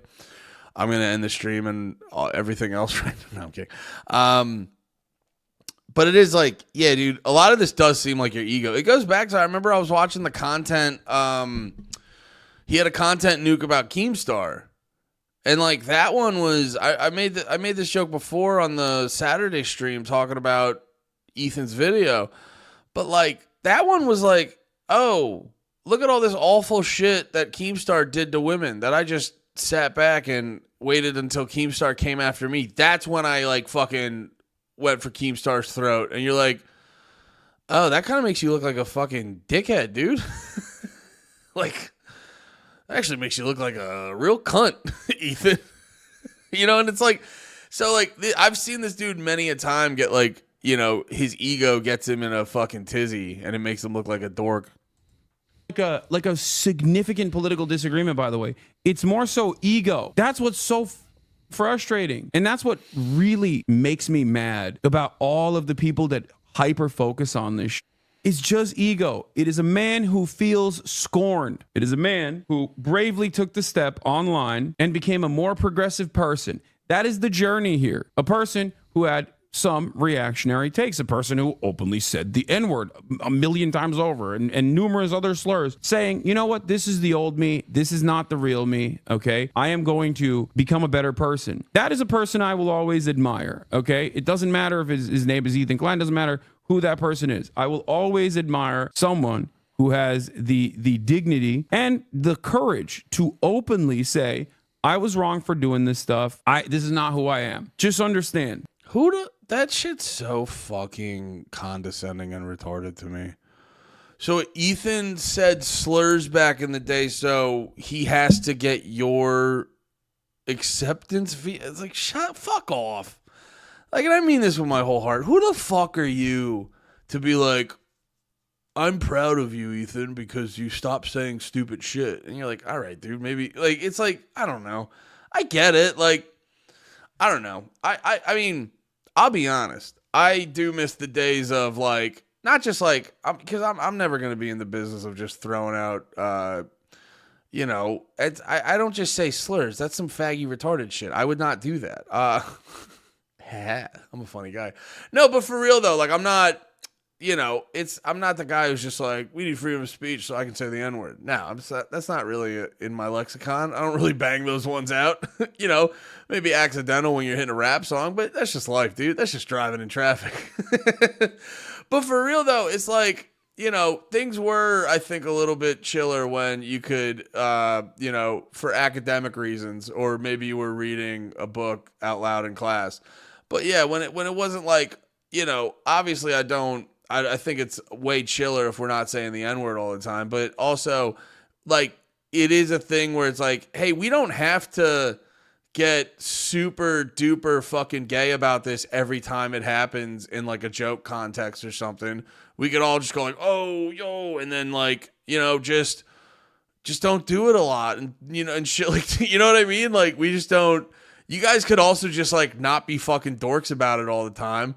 You know what I mean? Like there could also be that, you know, because I do think I was talking about this on the pod before. I think 2010 was a good barometer of N-word rules, where it's like, you know, occasionally if you got a fucking heater, you know, white dude could bang it out on a podcast or a radio show or in their stand-up special. Or if you're having a serious discussion about language and whatever, you can pop a couple out. Or if you're at an academic debate or something like that. But yeah, you know, if you're saying it for hateful reasons, you get your shit pushed in. And that's fair. You know what I mean? I think 2010 rules were significantly less retarded. Anyway.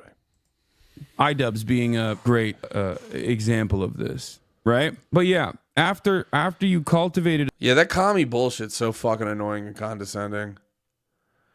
Where it's like, iDubbbz repented, Ethan repented, and we accepted that. It just goes back to like, who the fuck are you, dude? They owe you something, Hasan? The peak of morality? You fucking dork?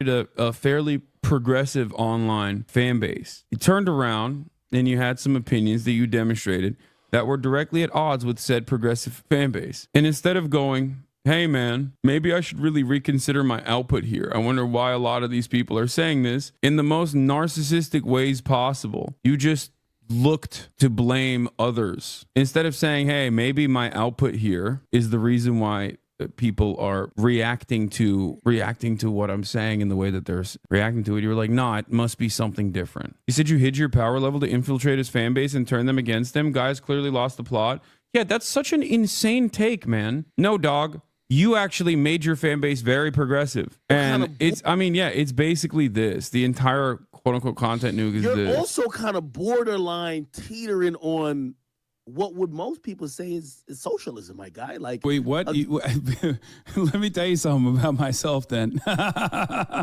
Yeah, I don't give a shit. Yeah, I don't think that the capitalist organization of the economy is adequate. We don't need to have that conversation.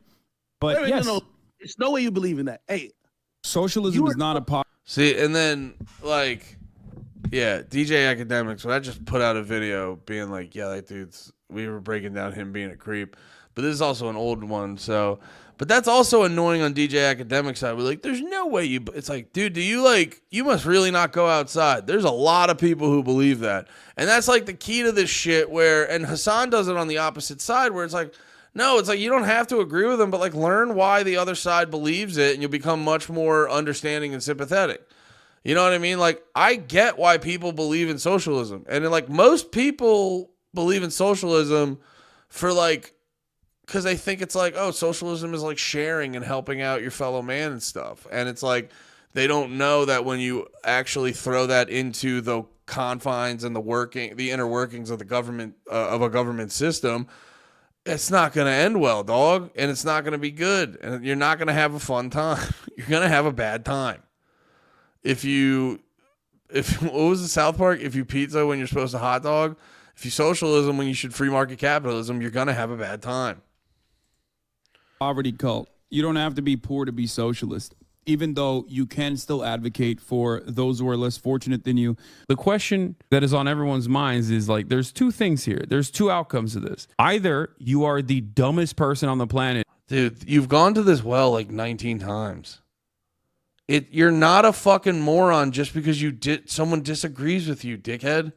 And just like whenever I described my political worldview, it just like went in from one ear and out the other. No. Yeah, I don't. This is when I tapped out earlier because it's like, And don't get me wrong, as a gentleman who's been known to over-explain myself, I sympathize with this behavior. Oh wait, what did he say about his like fucking dumb maid outfit? Because that by the way, that annoys me too. I don't fully understand it. I'll try to learn. But like I remember seeing it before. There was like this giant Jack Black dude, and then you see Hasan here with the fucking maid out, and that's like a thing.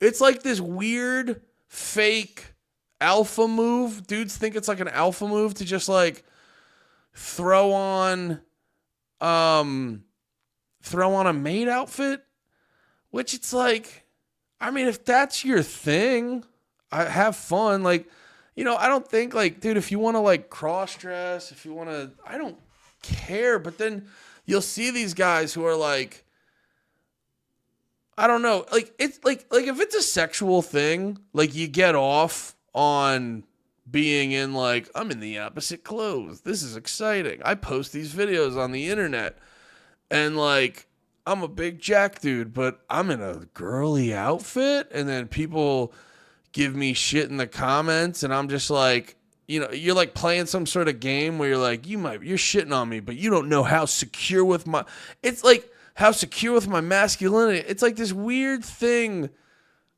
I don't know. It all stemmed from the thing that certain women do, or like all of them, whatever. I mean, tomato. But no, chicks, and I think some do it. The more evil ones do it consciously, but even the loveliest of women, you catch them doing this shit, and I don't even know if they know they're doing it. But like women will like constantly try to like test your bitch, and dudes think like, well, that's what they want, so I'm going to go along with it. So it's like you've like fucked something up in your head where it's like, oh, now, and I guess Hasan, he's an established entity, and he's already like tall and jacked and, you know, handsome. He's got a really kissable face, and just go full homo. Yeah, he's got all that going. So it's like a different, but it's like outside of like Hasan doing it as a bit or whatever. Yeah, there's like this thing where it's like chicks will constantly try to like test you, like test your bitch. And like dudes will be like, well, I want to make her happy, so I'm going to do that. And then they kind of go, because like I think women do this thing where they like, and they'll stay with you regardless. It's just a matter of like if they respect you or they don't respect you, and they're going to cheat on the side. Because like chicks will do this thing where they test you, and then they'll realize like, oh, is he someone to respect, or can I control this guy? You know, and then it's like that kind of determines how you guys kind of interact from there on out. So if you kind of like put your foot down when it matters, and you don't lean into their like goofy shit where they try to like test your bitch, and they try to like hit you with some like weird goofy shit to like, and I think it's like some biological shit to be like, will this guy protect me when shit goes down? And it's like, it's not even like a bad thing. I'm not even like shitting on it. It's not even like a bad thing. But I think it's like, I think they're like testing guys. So if you fail the test, they're like, well, I'll never leave him, but I'll just go fuck a guy that could protect me if I really need it. I'll just go to that guy, and so he'll protect me. I think it's like a subconscious thing. So they like do these things, and I think that's where like, you know, because I think women sort of subconsciously try to like dominate you like intellectually or something like that. And I'm not like, I know a lot of people are gonna be like, he's insecure. No, I'm just going off fucking data. I'm just going off data from all the ladies, because like you've never been around a lady and she's just hit you with like an insane thing, and then you hit her back with like, well, that's crazy, so here's what we should do, and then you're like, okay, so she's super upset at the very logical thing where you should do right now, but if we do her thing, it's gonna end real bad. It's like I'm literally watching a show on it right now. It's called Based on a True Story, and like the husband and wife meet a serial killer, and rather than exposing him, they realize this dude who is their plumber is a serial killer. And rather than exposing him, they decide to make a podcast about him being a serial killer. And that's just like, the dude, that's a lady. It's funny for a TV show, but that's like a lady throwing out an insane thing that you're just like, that's a terrible idea. And you like, as the guy, you know, I think it's like the relationship between men and women. Women are supposed to civilize men, you know, and men are supposed to keep women safe. Because women will do things, because it's like they'll get in a fight with someone who's way bigger than them. They'll do retarded shit like that. And you're supposed to be the dude who's supposed to save them, and then make money, and then fucking buy all the goofy shit that they think is important to be in the house. Shit like that. Boy, what was the point I was trying to make? Yeah, so it's like they do these little tests, and it's like it's your job as a guy to go, that's retarded. Respectfully, we're not gonna do that. And I think that's where like shit like putting on a maid dress, like a dude putting on a maid outfit, or like guys who get pegged, or like, I mean, and there's like an ultra deep level of it too, where like, don't get me wrong, I think there's people who are like genuinely trans, but I also think there's like a lot of people who it's like a fetish. It's like this weird cross-dressing dominance fetish. I'm not saying it's the whole group. I'm saying there's, you know, in every group there's fibbers. In every group there's fibbers, but yeah, I do think there's certain, you see it a lot more with the older men, but like, you know, it's even in a weird twisted way with like some of these fibbers in the trans community, where it's like, I think they get off on like cross-dressing and then getting women to like defend it and be on their side.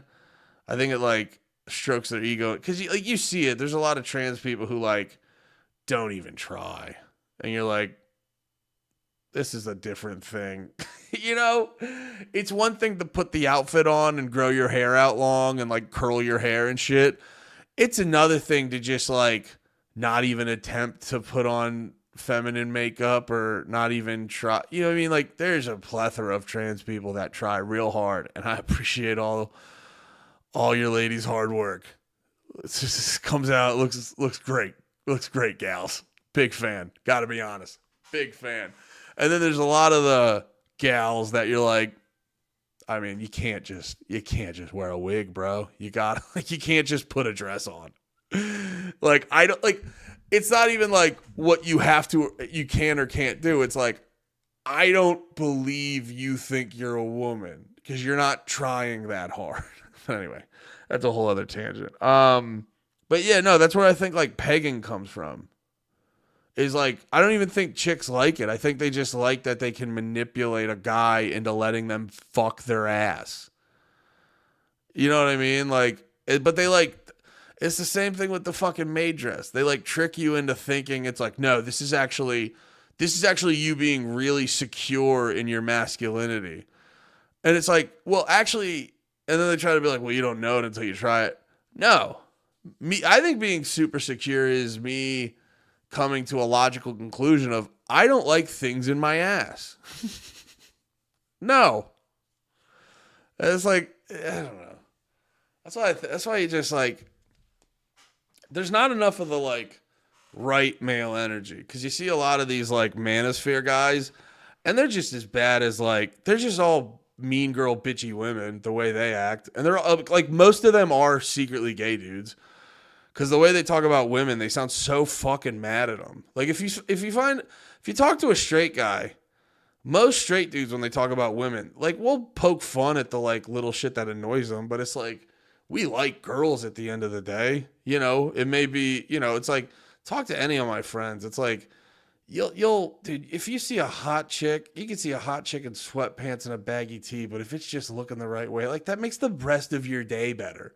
You know what I mean? It's like, so you talk about chicks a different type of way. You hear some of these manosphere guys, they have like severe contempt for the existence of women, but they like don't want to come to terms with the fact that they're gay. So they acknowledge that you're like, well, you do need babies to keep the world going. So I guess there is a reason for women.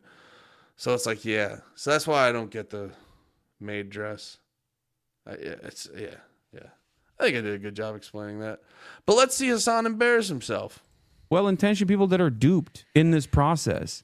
There are well-intentioned people that will get duped in this process. People who are just like kind-hearted liberals who are probably open-minded to the way I see the world.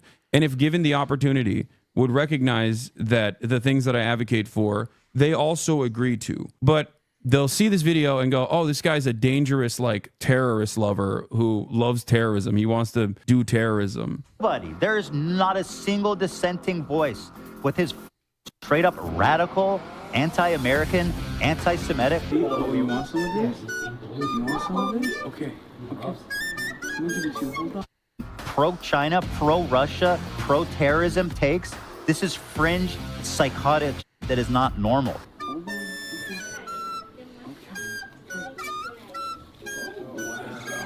And it is the only acceptable voice on Twitch. Explain that to me. How is there not one dissenting voice on that entire platform? Yeah, and it's like this is too why I go back to, like, all right, I think that's enough on this video. That's also too why I go back to, like, the Mean Girl shit with that. Cause it's like, that's a funny video, don't get me wrong. It is very funny to be like, I was having a way better day than Ethan when all this was going down. Like, that's funny. But you're also still, like, you're still not, you know, Ethan's making points. They could be retarded. We don't know. He's making points and you're going, Hasan's in a dress. And you're like, all right, but is he wrong? You know what I mean? It's just a lot of, like, it's like that's one of my things with, like, people like this. It's like, I mean, it's weird because it's, like, easy to fucking come back at Ethan. It's easy. But, like, you just kind of default to being condescending and, like, name calling and shit like that. You know? I don't know. It's all goofy. Let me throw this on real quick. Right here. Watch Lone Liberal destroying Tim Pool and friends. Well, I kind of want to see that. Oh, it's David Pac-Man. Fuck that guy. That guy sucks ass.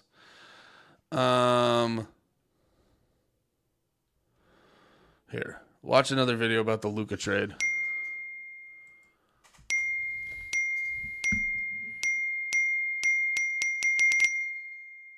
There aren't many things that can stop the entire NBA world in its tracks at 10 p.m. on a Saturday night. Did someone score 100 points? Did LeBron hastily retire in the middle of the season? What, did Michael Jordan come back out of retirement? What could possibly get everyone riled up out of nowhere? Oh my God. We all said in unison as news broke that the Mavericks traded Luka Doncic for Anthony Davis. I couldn't believe what I was seeing. I figured this was just some big elaborate hack job, and I was waiting for follow-up tweets saying, false alarm, the Mavericks actually aren't brain dead. I can't believe you guys fell for it. But within minutes, it was clear that this trade was unfortunately very real, and the Mavericks are in fact out of their minds. The same player who Mark Cuban said he would rather leave his wife before giving up, the same player who was responsible for a third of the organization's finals appearances, the same player who by the grace of God miraculously fell into their lap 7 years ago, is now gone. And after looking at the reported details of this exchange, how it went down and who was involved, this is, without exaggeration, the most shocking trade in NBA history.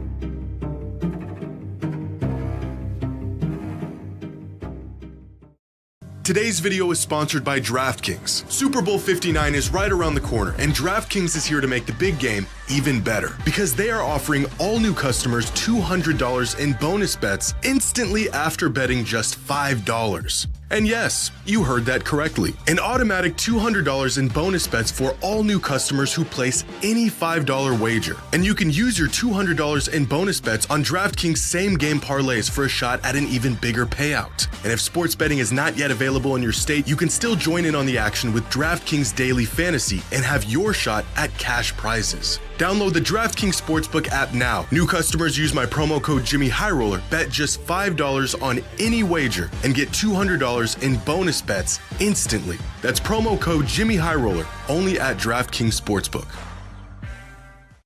Now that we've had about a day to digest the Luka AD trade, by now the reality of the situation should be setting in.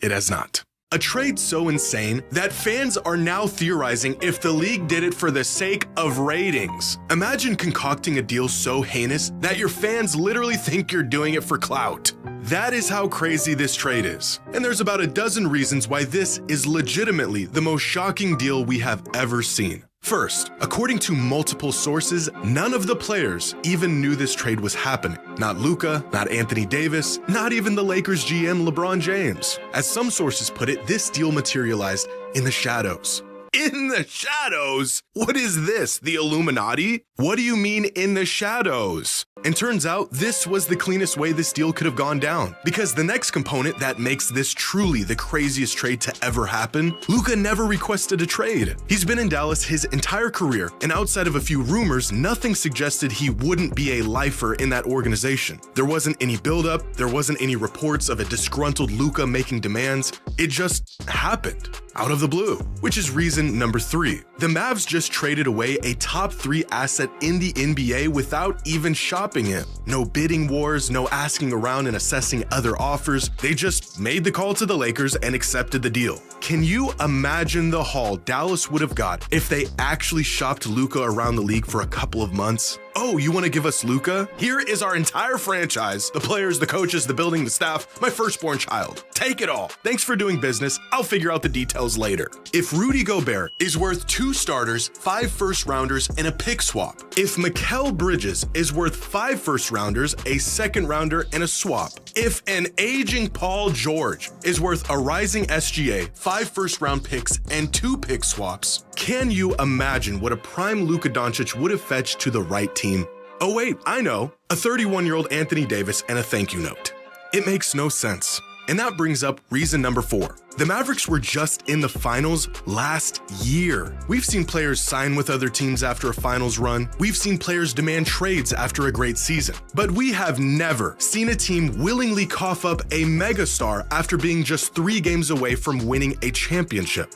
It's unthinkable. Because reason number 5, it's Luka freaking Doncic. You do not trade Luka Doncic. If you were to rank players in the NBA on their trade value, starting with the players who are the most untouchable, non-negotiable, hang up the phone, and down from there, Luka is probably 3rd or 4th on that list. The only 2 players definitively ahead of him are Wemby and Jokic. Now just try to wrap your head around the deal a team would have to offer in exchange for Nikola Jokic, or what the Bucks would get in return for Giannis. Here's a hint, there isn't one, because they would never trade them away. The deal doesn't exist. Tim McMahon of ESPN reported that Dallas had 2 major concerns in regards of Luka's future with the franchise. The first one being his massive $345 million 5-year extension, which he would have been eligible for this summer, and the second concern being his health and conditioning. In other words, the man was out of shape. So let me get this straight. The Dallas Mavericks just traded away the best player of a generation, the future of their franchise, and the man that just got them to the finals on one leg because he put on a few pounds. For fuck's sake, Zion Williamson ate his way into load management, and he has spent the last 6 seasons in and out of rehab, and the Pelicans are still sticking by him.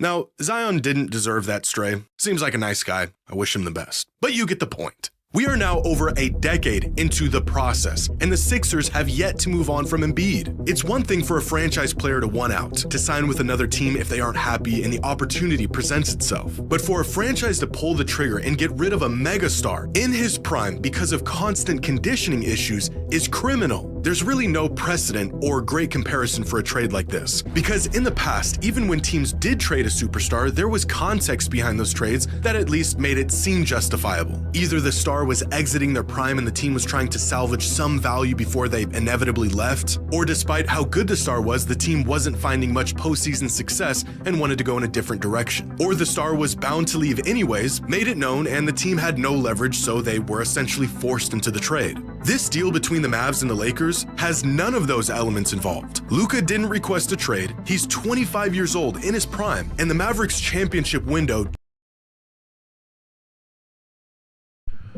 Once again, not that I'm a big knowledgeable basketball guy, but I have been very curious about this Luka trade. It has been very intriguing to me. And yeah, the whole, because I was like, the only thing, I watched like 2 or 3 videos on it, I think, and the only thing that made sense to me was like, he's out of shape or he doesn't give a shit. And then it's like, and then I keep getting reminded he's only 25. So like, I can't see at 25 him just becoming complacent. Like I could see that starting like into his early to mid 30s.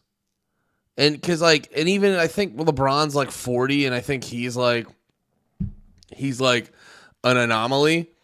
So yeah, it all just seems so fucking insane. Players in the NBA. The oldest players in the NBA include LeBron James. He's the oldest player. Chris Paul and Taj Gibson. They're 38. Udonis Haslem is the league's oldest player at 41. Joe Johnson is 40.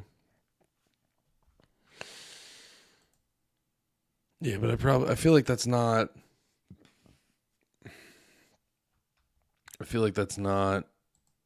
the vast majority of them.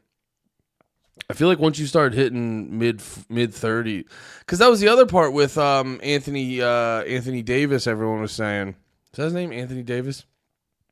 People were saying with Anthony Davis, it's like they were like he's 32 or 33. They're like he's old. You know what I mean? So I was like, oh, okay. So like LeBron and shit is like an anomaly in a lot of these situations. He would be considered an anomaly with this shit. All right, I have too many tabs open. I think that's why my shit's slowing down. Let me close some tabs down.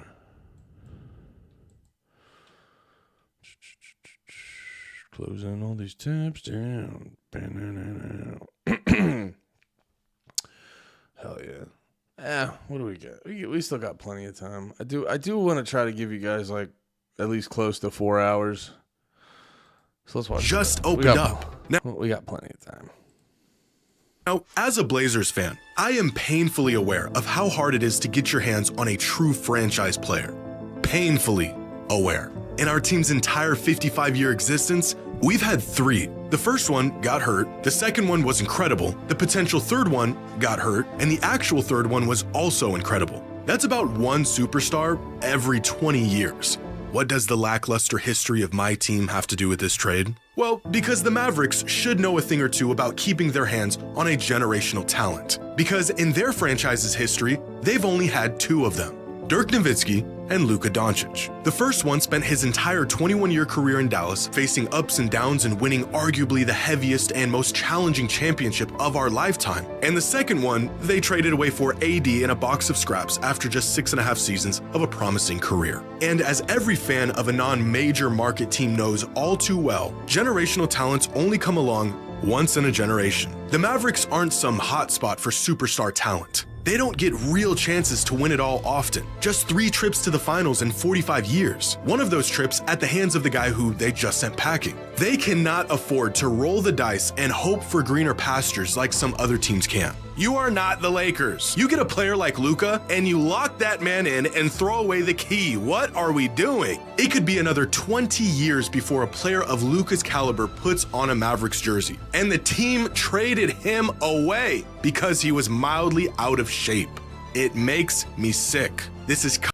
Yeah, when you put it that way, it sounds fucking insane. There's got to be extra shit in the background on it. Coming from a desperate man who's got 18 years left before I see another Dame. Which brings us to their second concern. Again, according to sources, the Mavericks were not keen on giving Luka an extension that would have made him the highest paid player in the league. But if the third best player in the world, who gets better in the playoffs, is a perennial MVP candidate who's hitting his prime, isn't worth paying, then who the hell is? Dallas said that this was a win-now trade, an oxymoron of a statement considering who they just traded and where he just got them last season. But superstars win championships. Superstars also cost a lot of money. And if you're not willing to empty your pockets, how committed are you to actually winning? In what world has being cheap ever won a team a title? It just seems completely counterintuitive to what they're trying to accomplish. Now, the implications of this trade for the Lakers are just as drastic, but for entirely different reasons. For starters, this will be the first time in LeBron's entire career, youth, high school, NBA, a lifetime of basketball, where he won't be the best player on his team, which is already a huge adjustment for him and the team as a whole, but specifically because Luka and LeBron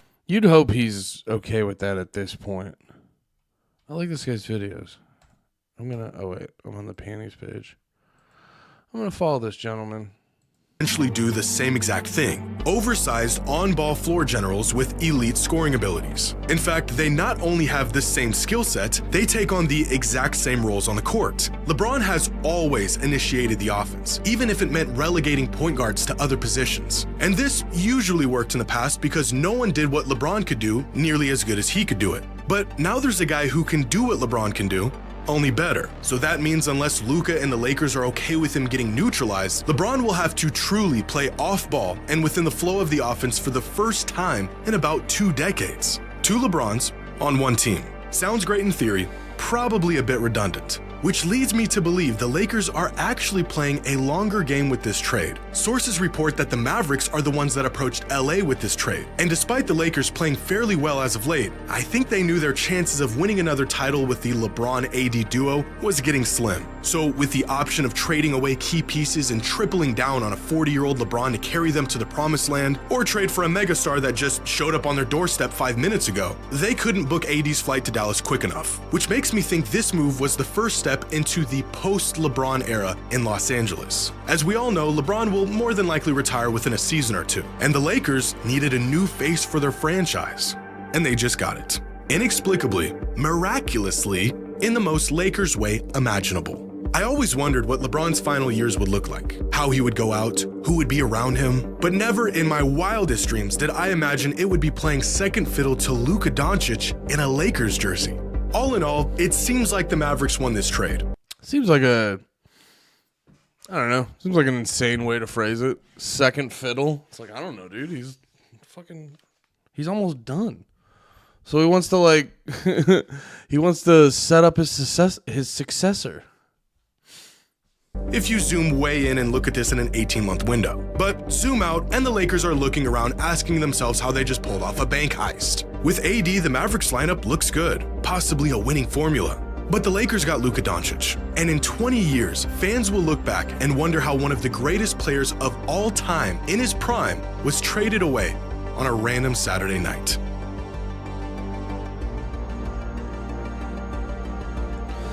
Interesting. I wonder if it'll ever come out what actually happened. Like if it's just a matter of time. This NBA trade was a complete scam. I'm so intrigued by this. This just taps into my conspiratorial brain because it just has that element of it where it's none of it makes sense. You know, it's like the more I learn about it, the less it makes sense.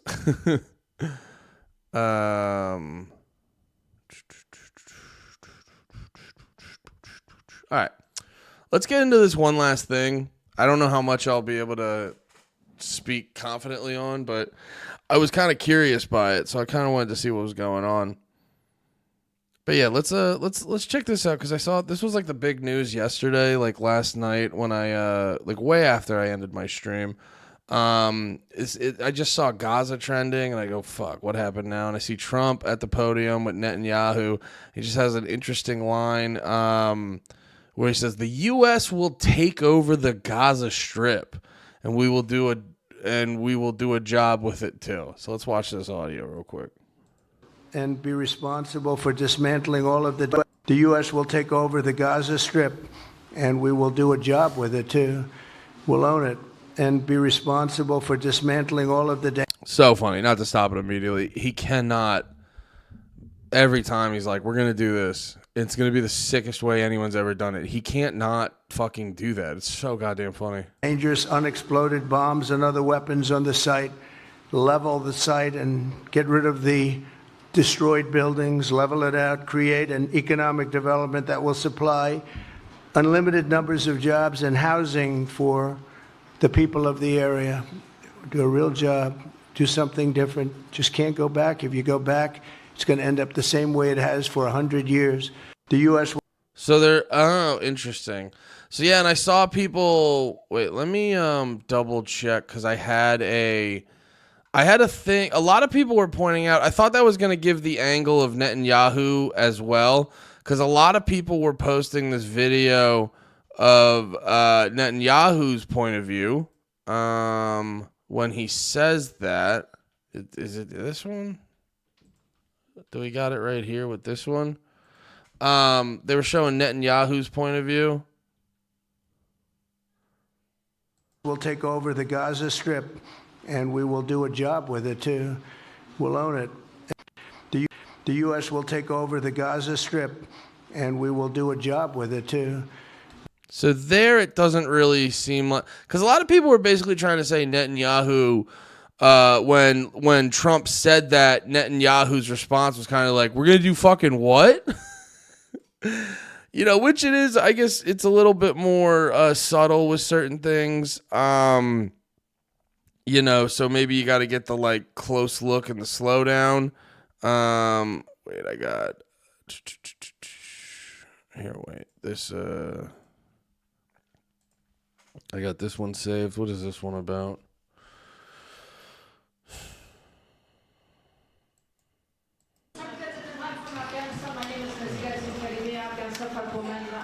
Expectation from you.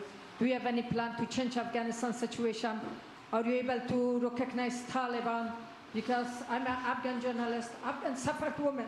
Any comment about Afghanistan? What's your future plan for Afghan people, especially Afghan? I have a little hard time understanding you. Where are you from? Oh. Actually, it's a beautiful voice and a beautiful accent. The only problem is I can't understand a word you're saying. But I just say this. Good luck. Live in peace. Go ahead, please. Jesus Christ, that was brilliant. Because, that's so funny because someone could have easily explained what she said to him, and he's just like, I don't know what you're saying. Anyway, next person. Clint Russell posted this. He said, this is interesting. BB seems none too pleased as Trump talks about the U.S. owning Gaza. I think he's negotiating against Netanyahu in real time. So this is what Clint claims. Let's see. And Clint, I listen to his podcast all the time. He's a very smart guy. So that's why I hear him out when he says stuff. So let's see. The U.S. will take over the Gaza Strip, and we will do a job with it, too. We'll own it.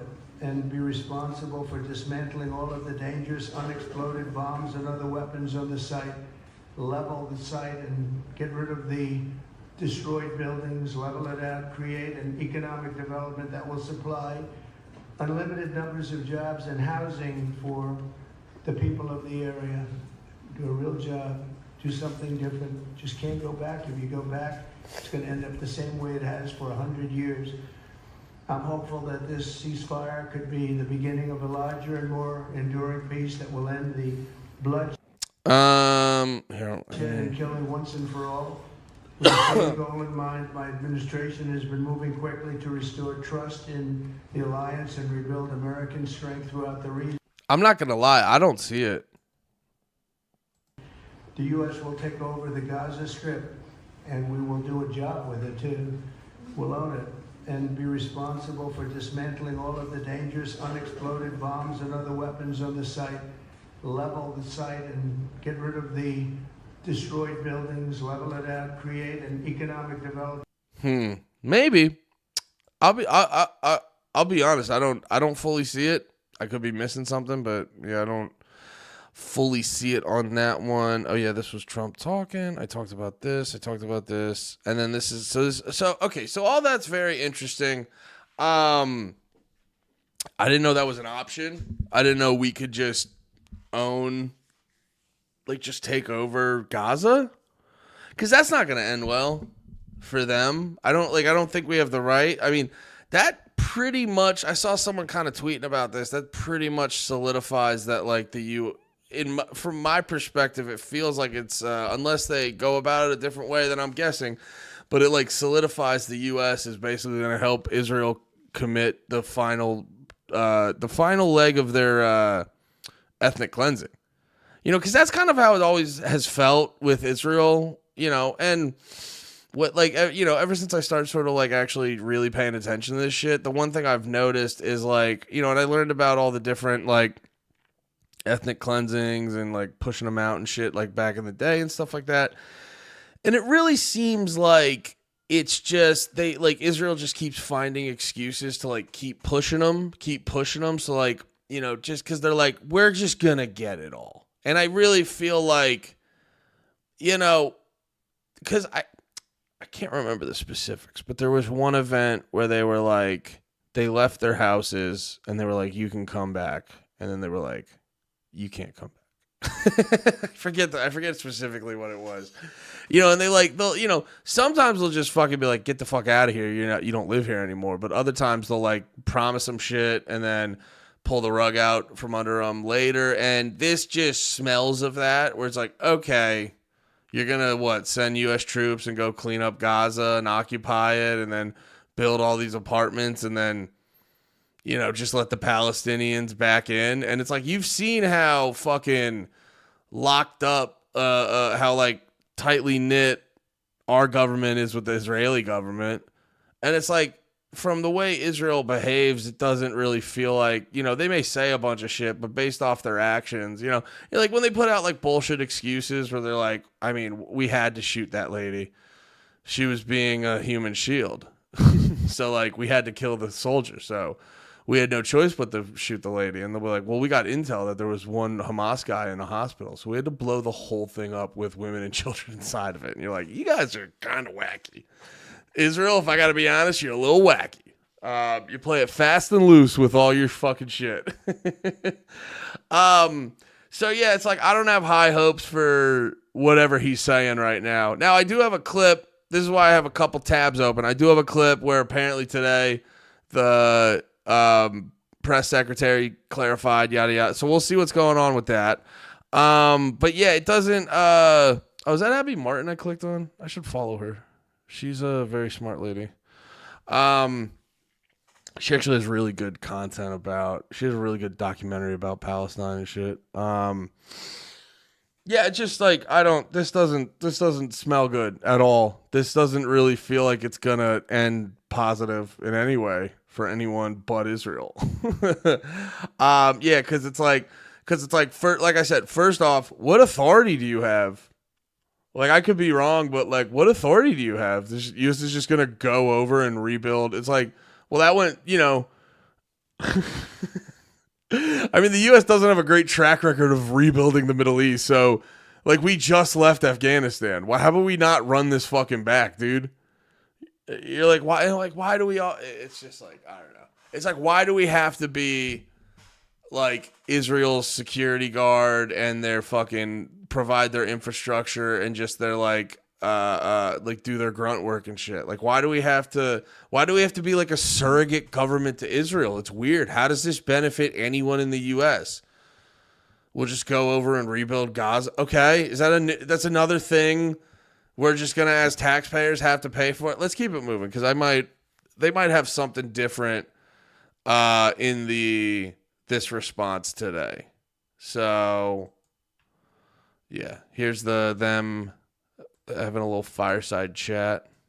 Think might accept Palestinians from Gaza? Well, I think Jordan and Egypt will. I know they've spoken about it with you, and they say they're not going to accept. I say they will. But I think other countries will accept also. I think that Gaza maybe is a demolition site right now. If you look at Gaza, there's hardly a building standing, and the ones that are going to collapse. You can't live in Gaza right now, and I think we need another location. Oh, wow. Very interesting reframing. It's so funny having Netanyahu sit right next to you and be like, it's a demolition site. And you're like, why, dude? What happened? Hey, Trump, what happened? What was the reason it's a demolition site? Did anything interesting happen? They're just like... It's like, oh, was it that time? Was it one of the many times Israel overreacted? Was it that? Are you talking about that? Is that why there's nothing left? And fucking a lot of blown up children? It's a demolition site? What the fuck, dude? I think it should be a location that's going to make people happy. You look over the decades, it's all death in Gaza. This has been happening for years. It's all death. It's all death? Why? It's been all death in Gaza? How'd that happen? It's been all death. How'd that happen, Trump? Yo. From a disconnected, let's not worry about right or wrong, morality, any of that goofy shit. Trump's kind of amazing. I'm not saying he's a good person, but like, dude, saying this shit right in front of Netanyahu is crazy. Like, this guy's, I'm not trying to like jerk the dude off, but he's got fucking balls of steel. This is like kind of nuts. I got in a weird way. Kind of got to give him credit. This is kind of nuts. If we can get a beautiful area to resettle people permanently in nice homes and where they can be happy and not be shot, not be killed, not be knifed to death like what's happening in Gaza. And right now you have in Gaza a very dangerous situation in terms of explosives all over the place, in terms of tunnels that nobody knows who's in the tunnel. The whole thing is a mess. And I think that if we can resettle, and I believe we can do it in areas where the leaders currently say no. I mean, I've been saying that with Mexico, having to do with the... It's actually kind of impressive how he's just saying this right in front of Netanyahu. I in a weird way, I give him props on that. Not in a weird way. I just, give him props on that. It's kind of nuts, dude. Border and all of the things, and you saw what happened, 10,000 soldiers, and they're going to do a good job. I really believe that, and I believe Canada's going to do a good job also. And they said the same thing, and then they did something much different than what you were hearing. This is a very, very difficult situation, but we're going to get it solved. I don't think people should be going back to Gaza. I think that Gaza has been very unlucky for them. They've lived like hell. They lived like you're living in hell. Gaza is not a place for people to be living. And the only reason they want to go back, and I believe this strongly, is because they have no alternative. What's the alternative? Go where? There's no other alternative. If they had an alternative, they'd much rather not go back to Gaza and live in a beautiful alternative that's safe. Mr. President,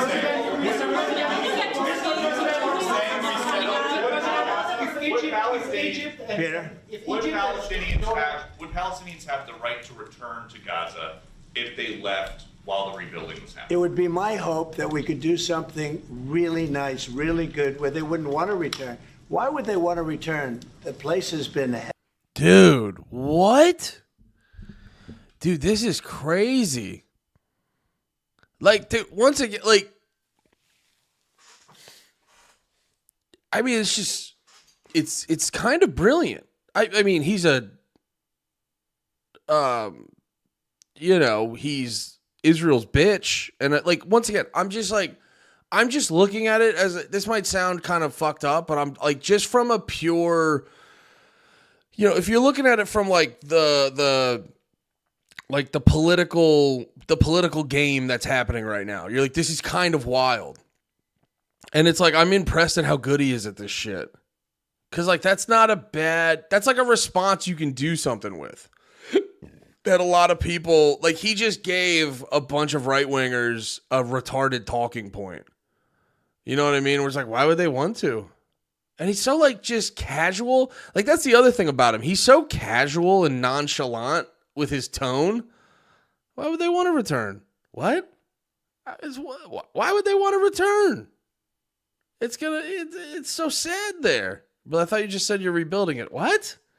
No. It's like, dude, this is like the final nail in the coffin. I saw someone make a theory where it's like Israel was like, we're not going to get in the way. All these like deep state Israel people were like, we're not going to get in the way of you if you just let us finish what we want to finish.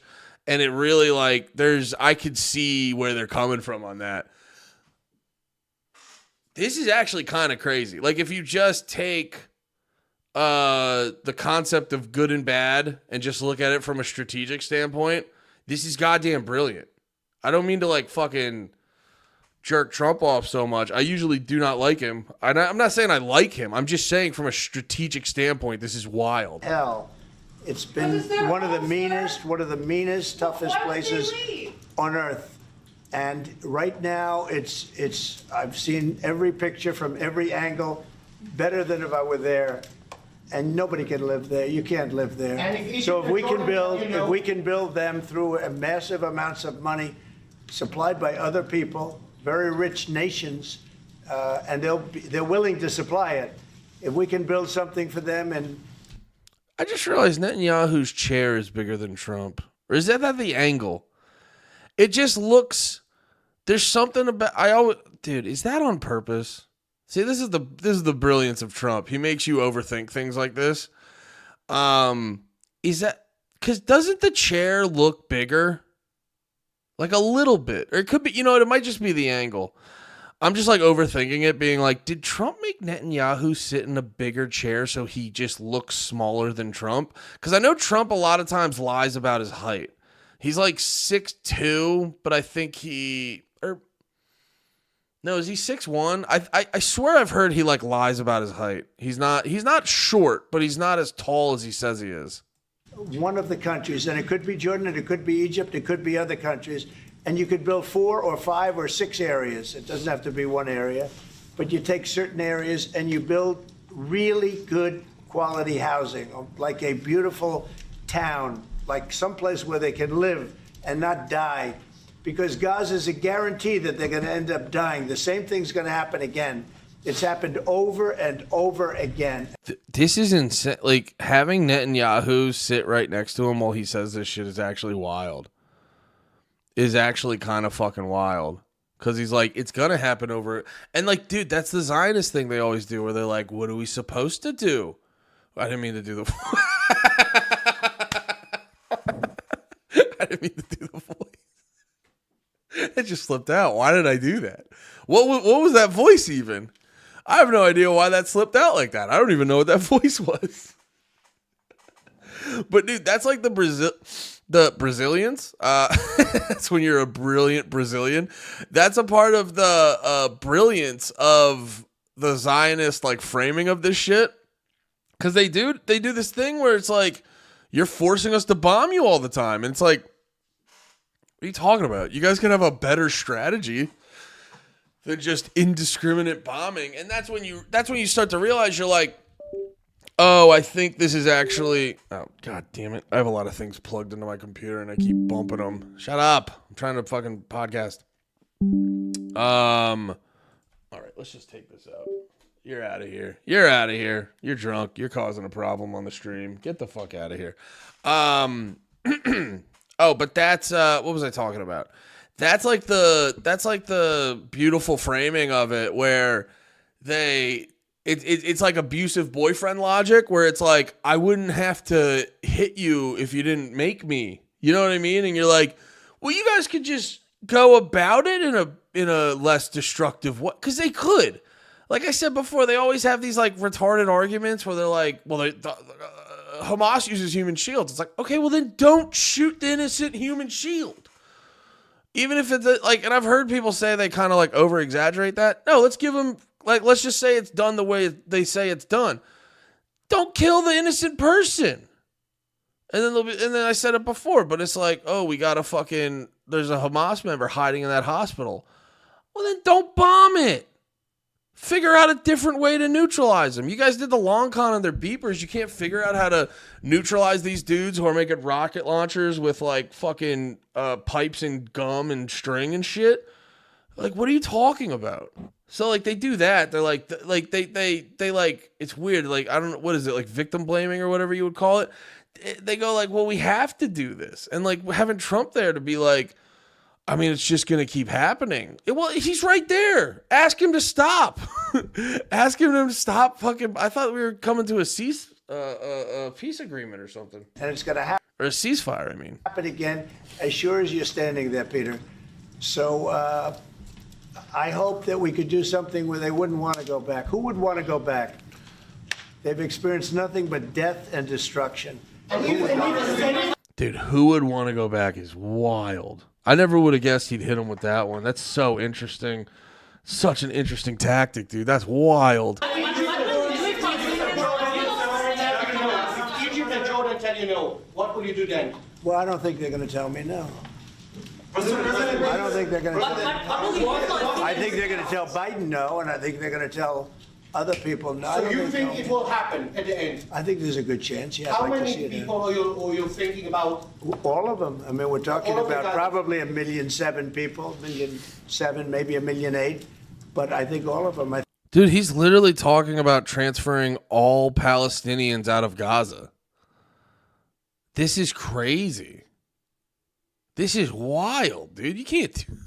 You can't do that. How about just stop bombing them? Dude, that's nuts. I think they'll be resettled in areas where they can live a beautiful life and not be worried about dying every day. Can you just, is that like the new thing you can do? You just bomb a fucking poor country to shit and just go, it's not even nice here. Because clearly, like, they're going to rebuild it and Israelis are going to move in there. It's clearly what's going to happen. Is that a thing you can do now? Yo, this is nuts. This is wild. Wait.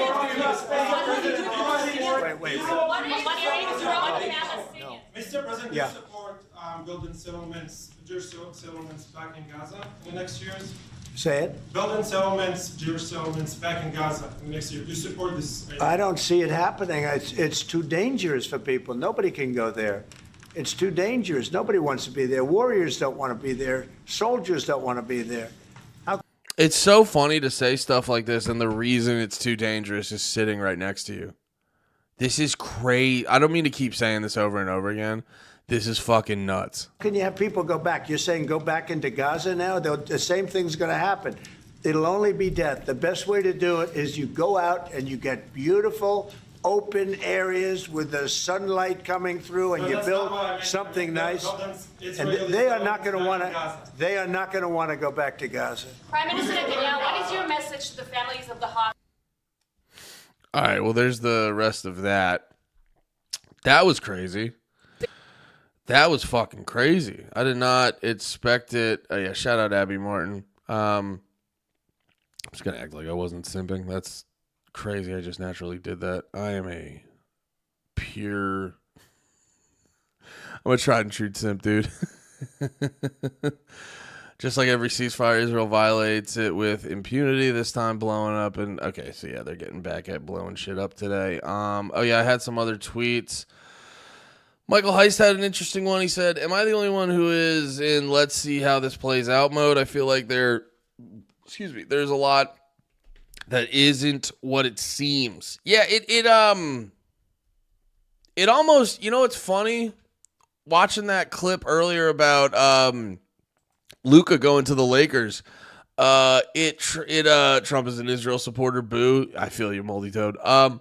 It actually kind of like I can feel a slim correlation to the Luka trade, because it's like you can speculate, but there's just not enough information. I go, this is so over the top and new, where you have to remind yourself, you know, don't do the fuck. Like, obviously you can speculate a little bit, but there is a degree of it where you're like, we don't got it all yet. We have to like wait and see. There's definitely like, let's see how this plays out. But this does, I mean, based off how he's saying it, it does come off pretty bad. Like Trump saying he'll take over Gaza, on its face, that's crazy, but Netanyahu sure didn't look like he was aware of that when it was said, and it's not part of the greater Israel project, which has long been the goal. Trump forced the ceasefire. Who the hell knows what's actually going on until whatever move is actually made. Okay, so it doesn't support the greater Israel project? I wonder if that is a thing I can actually... Is that like a written out statement? Wait, where's Michael Heist? Oh, by the way, Michael Heist, head of the Mises Caucus, met him a couple times before. Really cool fucking dude. Check him out. Tariffs are taxes. That's absolutely true. But is that true if they last 2 days and a win is generated from that leverage? Interesting perspective. If it's like a short-term power move, interesting perspective. Because that is the thing, too, where like, you know, also, too, like libertarians, you know, there is going to be, it's not like even if we get into a predominantly libertarian society, there's not everyone's going to be a libertarian. So like you still have to, like I guess there are still going to be games you're going to have to play, because it's like people are going to try to like take down what you've built up, and they're going to try to take you out, and they're going to try to like destroy your shit. So it is almost like this is sort of a side on the, this is sort of an aside on the tariff thing. But yeah, there is something to it where it's like, you know, because like even in a libertarian society, like, yeah, leave it up to the free market, but you're still going to be like think about it on a small scale with other businesses. You're still going to be making like deals with people and things like that. And then, you know, that's kind of what like the tariff shit is. But I could see for like a long term, you know, libertarianism is like a fucking legal structure, but then there are moments outside of that where it's like you do have to play chess. So I don't know if he's right. I don't know if that's completely like the right stance, but I see where he's coming from because, yeah, it's like there's, sometimes you do got to play fucking chess with this shit. I don't know. Everything is so rapidly, and like I got to be honest too. If Trump's playing chess in a way that makes my life better, and maybe hopefully he doesn't have to kill a bunch of people doing it. Not hopefully. If it makes my life better and he's not killing people doing it, I mean, like, let's play a little bit of chess, I guess. You know what I mean? We've been doing it for this long. I could wait. I could wait a month longer for the libertarian utopia, which that's a joke. All libertarians know it's not a utopia. It's just preferable to what we're doing now. I don't know. Everything is so rapidly shifting right now that I'm not sure what to think about many things at face value. Add that to the completely unprecedented wins that have been happening, and I think the first time ever I have a little bit of benefit of the doubt going on. Yeah, I don't know. After watching those two clips, I am curious to see what the update from the State Department is. But Michael is right, but I'm not going to hold my breath on it. It just does not look good. But yeah, Dave tweeted this. Trump has done a lot of good things in the last few weeks, but it's hard to overstate how awful the Gaza idea is. Committing an ethnic cleansing on behalf of Israel, who has wanted exactly that way before October 7th, and taking ownership of the region is about as awful an idea as any president has ever had. I hope he reconsiders. Yeah, I got to agree with Dave on that. On its face, it comes off pretty fucking brutal.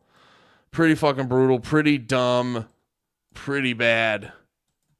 His entire public career criticizing foreign entanglements, nation building, sending American troops to fight abroad, particularly in the Middle East. This plan seems like it could ultimately involve all of those things. Can you explain this reversal and how building and owning Gaza squares with America First foreign policy? I would reject the premise of your question that this forces the United States to be entangled in conflicts abroad. The president has not committed to putting boots on the ground in Gaza. He has also said that the United States... Yeah, but that would be like the logical conclusion.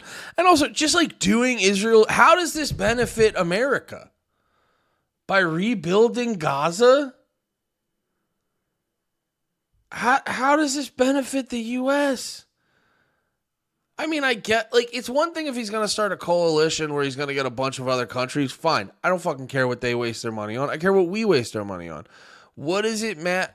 In what way does us spending money on this, any amount of America, how does this benefit us? In any way. So, yeah, fine, whatever. You're not in a foreign entanglement. You're all, but it's like, you're not helping. You're not helping us in any way. States is not going to pay for the rebuilding of Gaza, not committed to putting boots on the ground in Gaza. He has also said that the United States is not going to pay for the rebuilding of Gaza. And I mean, with our track record, that's probably not true if he does this. I mean, I hope he's telling the truth, but like we always end up paying for shit. His administration is going to work with our partners in the region to reconstruct this region. And let me just take a step back here because... So also, too, I mean, if he is telling the truth, we're not going to pay for it. You're just basically helping Israel ethnically cleanse the rest of Gaza. Because it's like, I know you're putting a nice little fucking bow on it, but you're basically saying, you're like, yeah, we're going to kick them out and not let them back. You know, it's like you can like relocate them in a nice, helpful way, but you're just doing a very polite ethnic cleansing. This is an out-of-the-box idea. That's who President Trump is. That's why the American people elected him. And his goal is lasting peace in the Middle East for all people in the region. And as I said in my opening remarks, we've had the same people pushing the same solutions to this problem for decades. And it's been made very clear to the president that the United States needs to be involved in this rebuilding effort to ensure stability in the region for all people. But that does not mean boots on the ground in Gaza. It does not mean American taxpayers will be funding this effort. It means Donald Trump, who is the best... My guess is Trump is like, here, I'll let her say the last 4 sentences. ...deal maker on the planet is going to strike a deal with our partners in the region. My guess on this one is Trump is like, because he's pretty locked in on Israel. I think my guess on this is Trump is like, I'll let you have Gaza, but you have to do it in a way where they don't kill people, where you guys don't kill any more people. That's my only guess on this. And they're just like, okay, we'll do it. We'll figure out the lie later. And I will say there is part of me, I mean, I don't condone any of this, but there is one of the weird silver linings is like, this isn't good, but there is like, it's like bringing it back to Dave Smith, part of the problem. He had a joke back in the day where he was like, I don't know why Palestine's trying to like hold on to that. It's like, dog, Israel's made it very clear. They're going to be a problem till you guys get the fuck out of here. So it's like, let's just give them a chunk of land in Canada or something. Because honestly, like, what's justified is a two-state solution. Because like a lot of Israelis got there through voluntarily purchasing a lot of the land and stuff. Now, granted, when the UN came in and then they took a bunch of the land, it's like, yeah, that's not justifiably theirs. But also, too, it's like, they're there now. You know, it's kind of like us, like, would we just, are all Americans just going to give all the land back to the Indians and leave the country? It's like, no, we're all here now doing a fucking thing. And it's like, it's the same thing with Israel. So it's like, just stop doing your damn thing. You know, back it up. I forget the exact way they drew it out as like what would be preferable, but it's like, you know, back it up a little bit but I think the one constant in this equation is Israel's just kind of like, oh, we're actually going to fucking clap cheeks till you guys are either dead or just out of here. And I think that's the reality of the situation. You see how much our government is bought and paid for by Israel. I just think because I'm a fan of people not dying. And I understand, like, I understand it's like you're kind of giving into the bully, but, like, I think it's just gotten to a point where you're almost like, what might be better for everyone. Now, who knows? Maybe if Israel gets all of Gaza, they get their full power and their evilness, I don't know, something happens, their evilness gets times 20. But, like, I think what's safest for everyone and what will cause less problems in the world, this is my guess. You know, as I'm saying this, I'm like, this might just make Israel wild out more because they're like, we can do whatever we want. But there is an argument of like the Palestinians. It's like, dog, you guys should just find, like, we should just give them an area and just be like, this is yours. Israel won't hurt you anymore. But not really, for real though. Even as I say that, I'm like, that just doesn't sound right. You know what I mean? Like I've heard that sort of thought process, and you're like, it sort of works logistically, but at the same time, it's like, that's their land. That's where they live. That you can't, it's like, this is just ethnic cleansing with a pretty bow on top of it. That's all it is. This is wild. This is so interesting. Oh yeah, Greater Israel. The concept of Greater Israel. Okay, that's a whole fucking thing. So I'm gonna I'll spend my own personal time looking into that. So yeah, this shit is crazy. I'm going to be very curious about a follow-up on this. Definitely look out for more videos and more stuff like that of me talking about this, because this is fucking insane. And I'm very curious what the fuck's going to happen. Yeah. All right, guys. I think it was fun. Gave you the 4 hours I promised. I'll try to start on time next time. I appreciate everyone just kind of like chilling and not leaving. That's a pretty cool thing about the stream. I think because shout out, I don't know if you're in here, Germ, but my buddy Germ likes watching the streams, and he's like, oh yeah, just throw them on and I go about my day. And I go, that's exactly, like, I mean, not that I don't like talking to you guys, but I'm like, that's like what I like to do. Throw this bitch on and I'll make 4 hours of your day better than it would have. You know, that's my goal on this shit. So, hell yeah. I'm having fun with this. Thank you, everyone, for hanging out. If you haven't already, please consider, if you're on Twitch, please consider subscribing. You can do it for free if you got Amazon Prime, but it's only a couple bucks. So why not? I have a Patreon I set up. If you don't, it's where you can join that for like $1, $2, $3, or $4. There is no content there yet, but I will eventually work on giving you some bonus Patreon content. I think the Patreon is just kind of I'm just having that set up now if you want to join the stream, but you're like, I don't want to give you $8. I'll give you $4 or I'll give you $1. So it's set up for shit like that. But I will figure out some sort of content to throw up there because there's nothing more I love than making a little fucking content. So yeah, Amazon Prime, please consider hitting the subscribe on Twitch.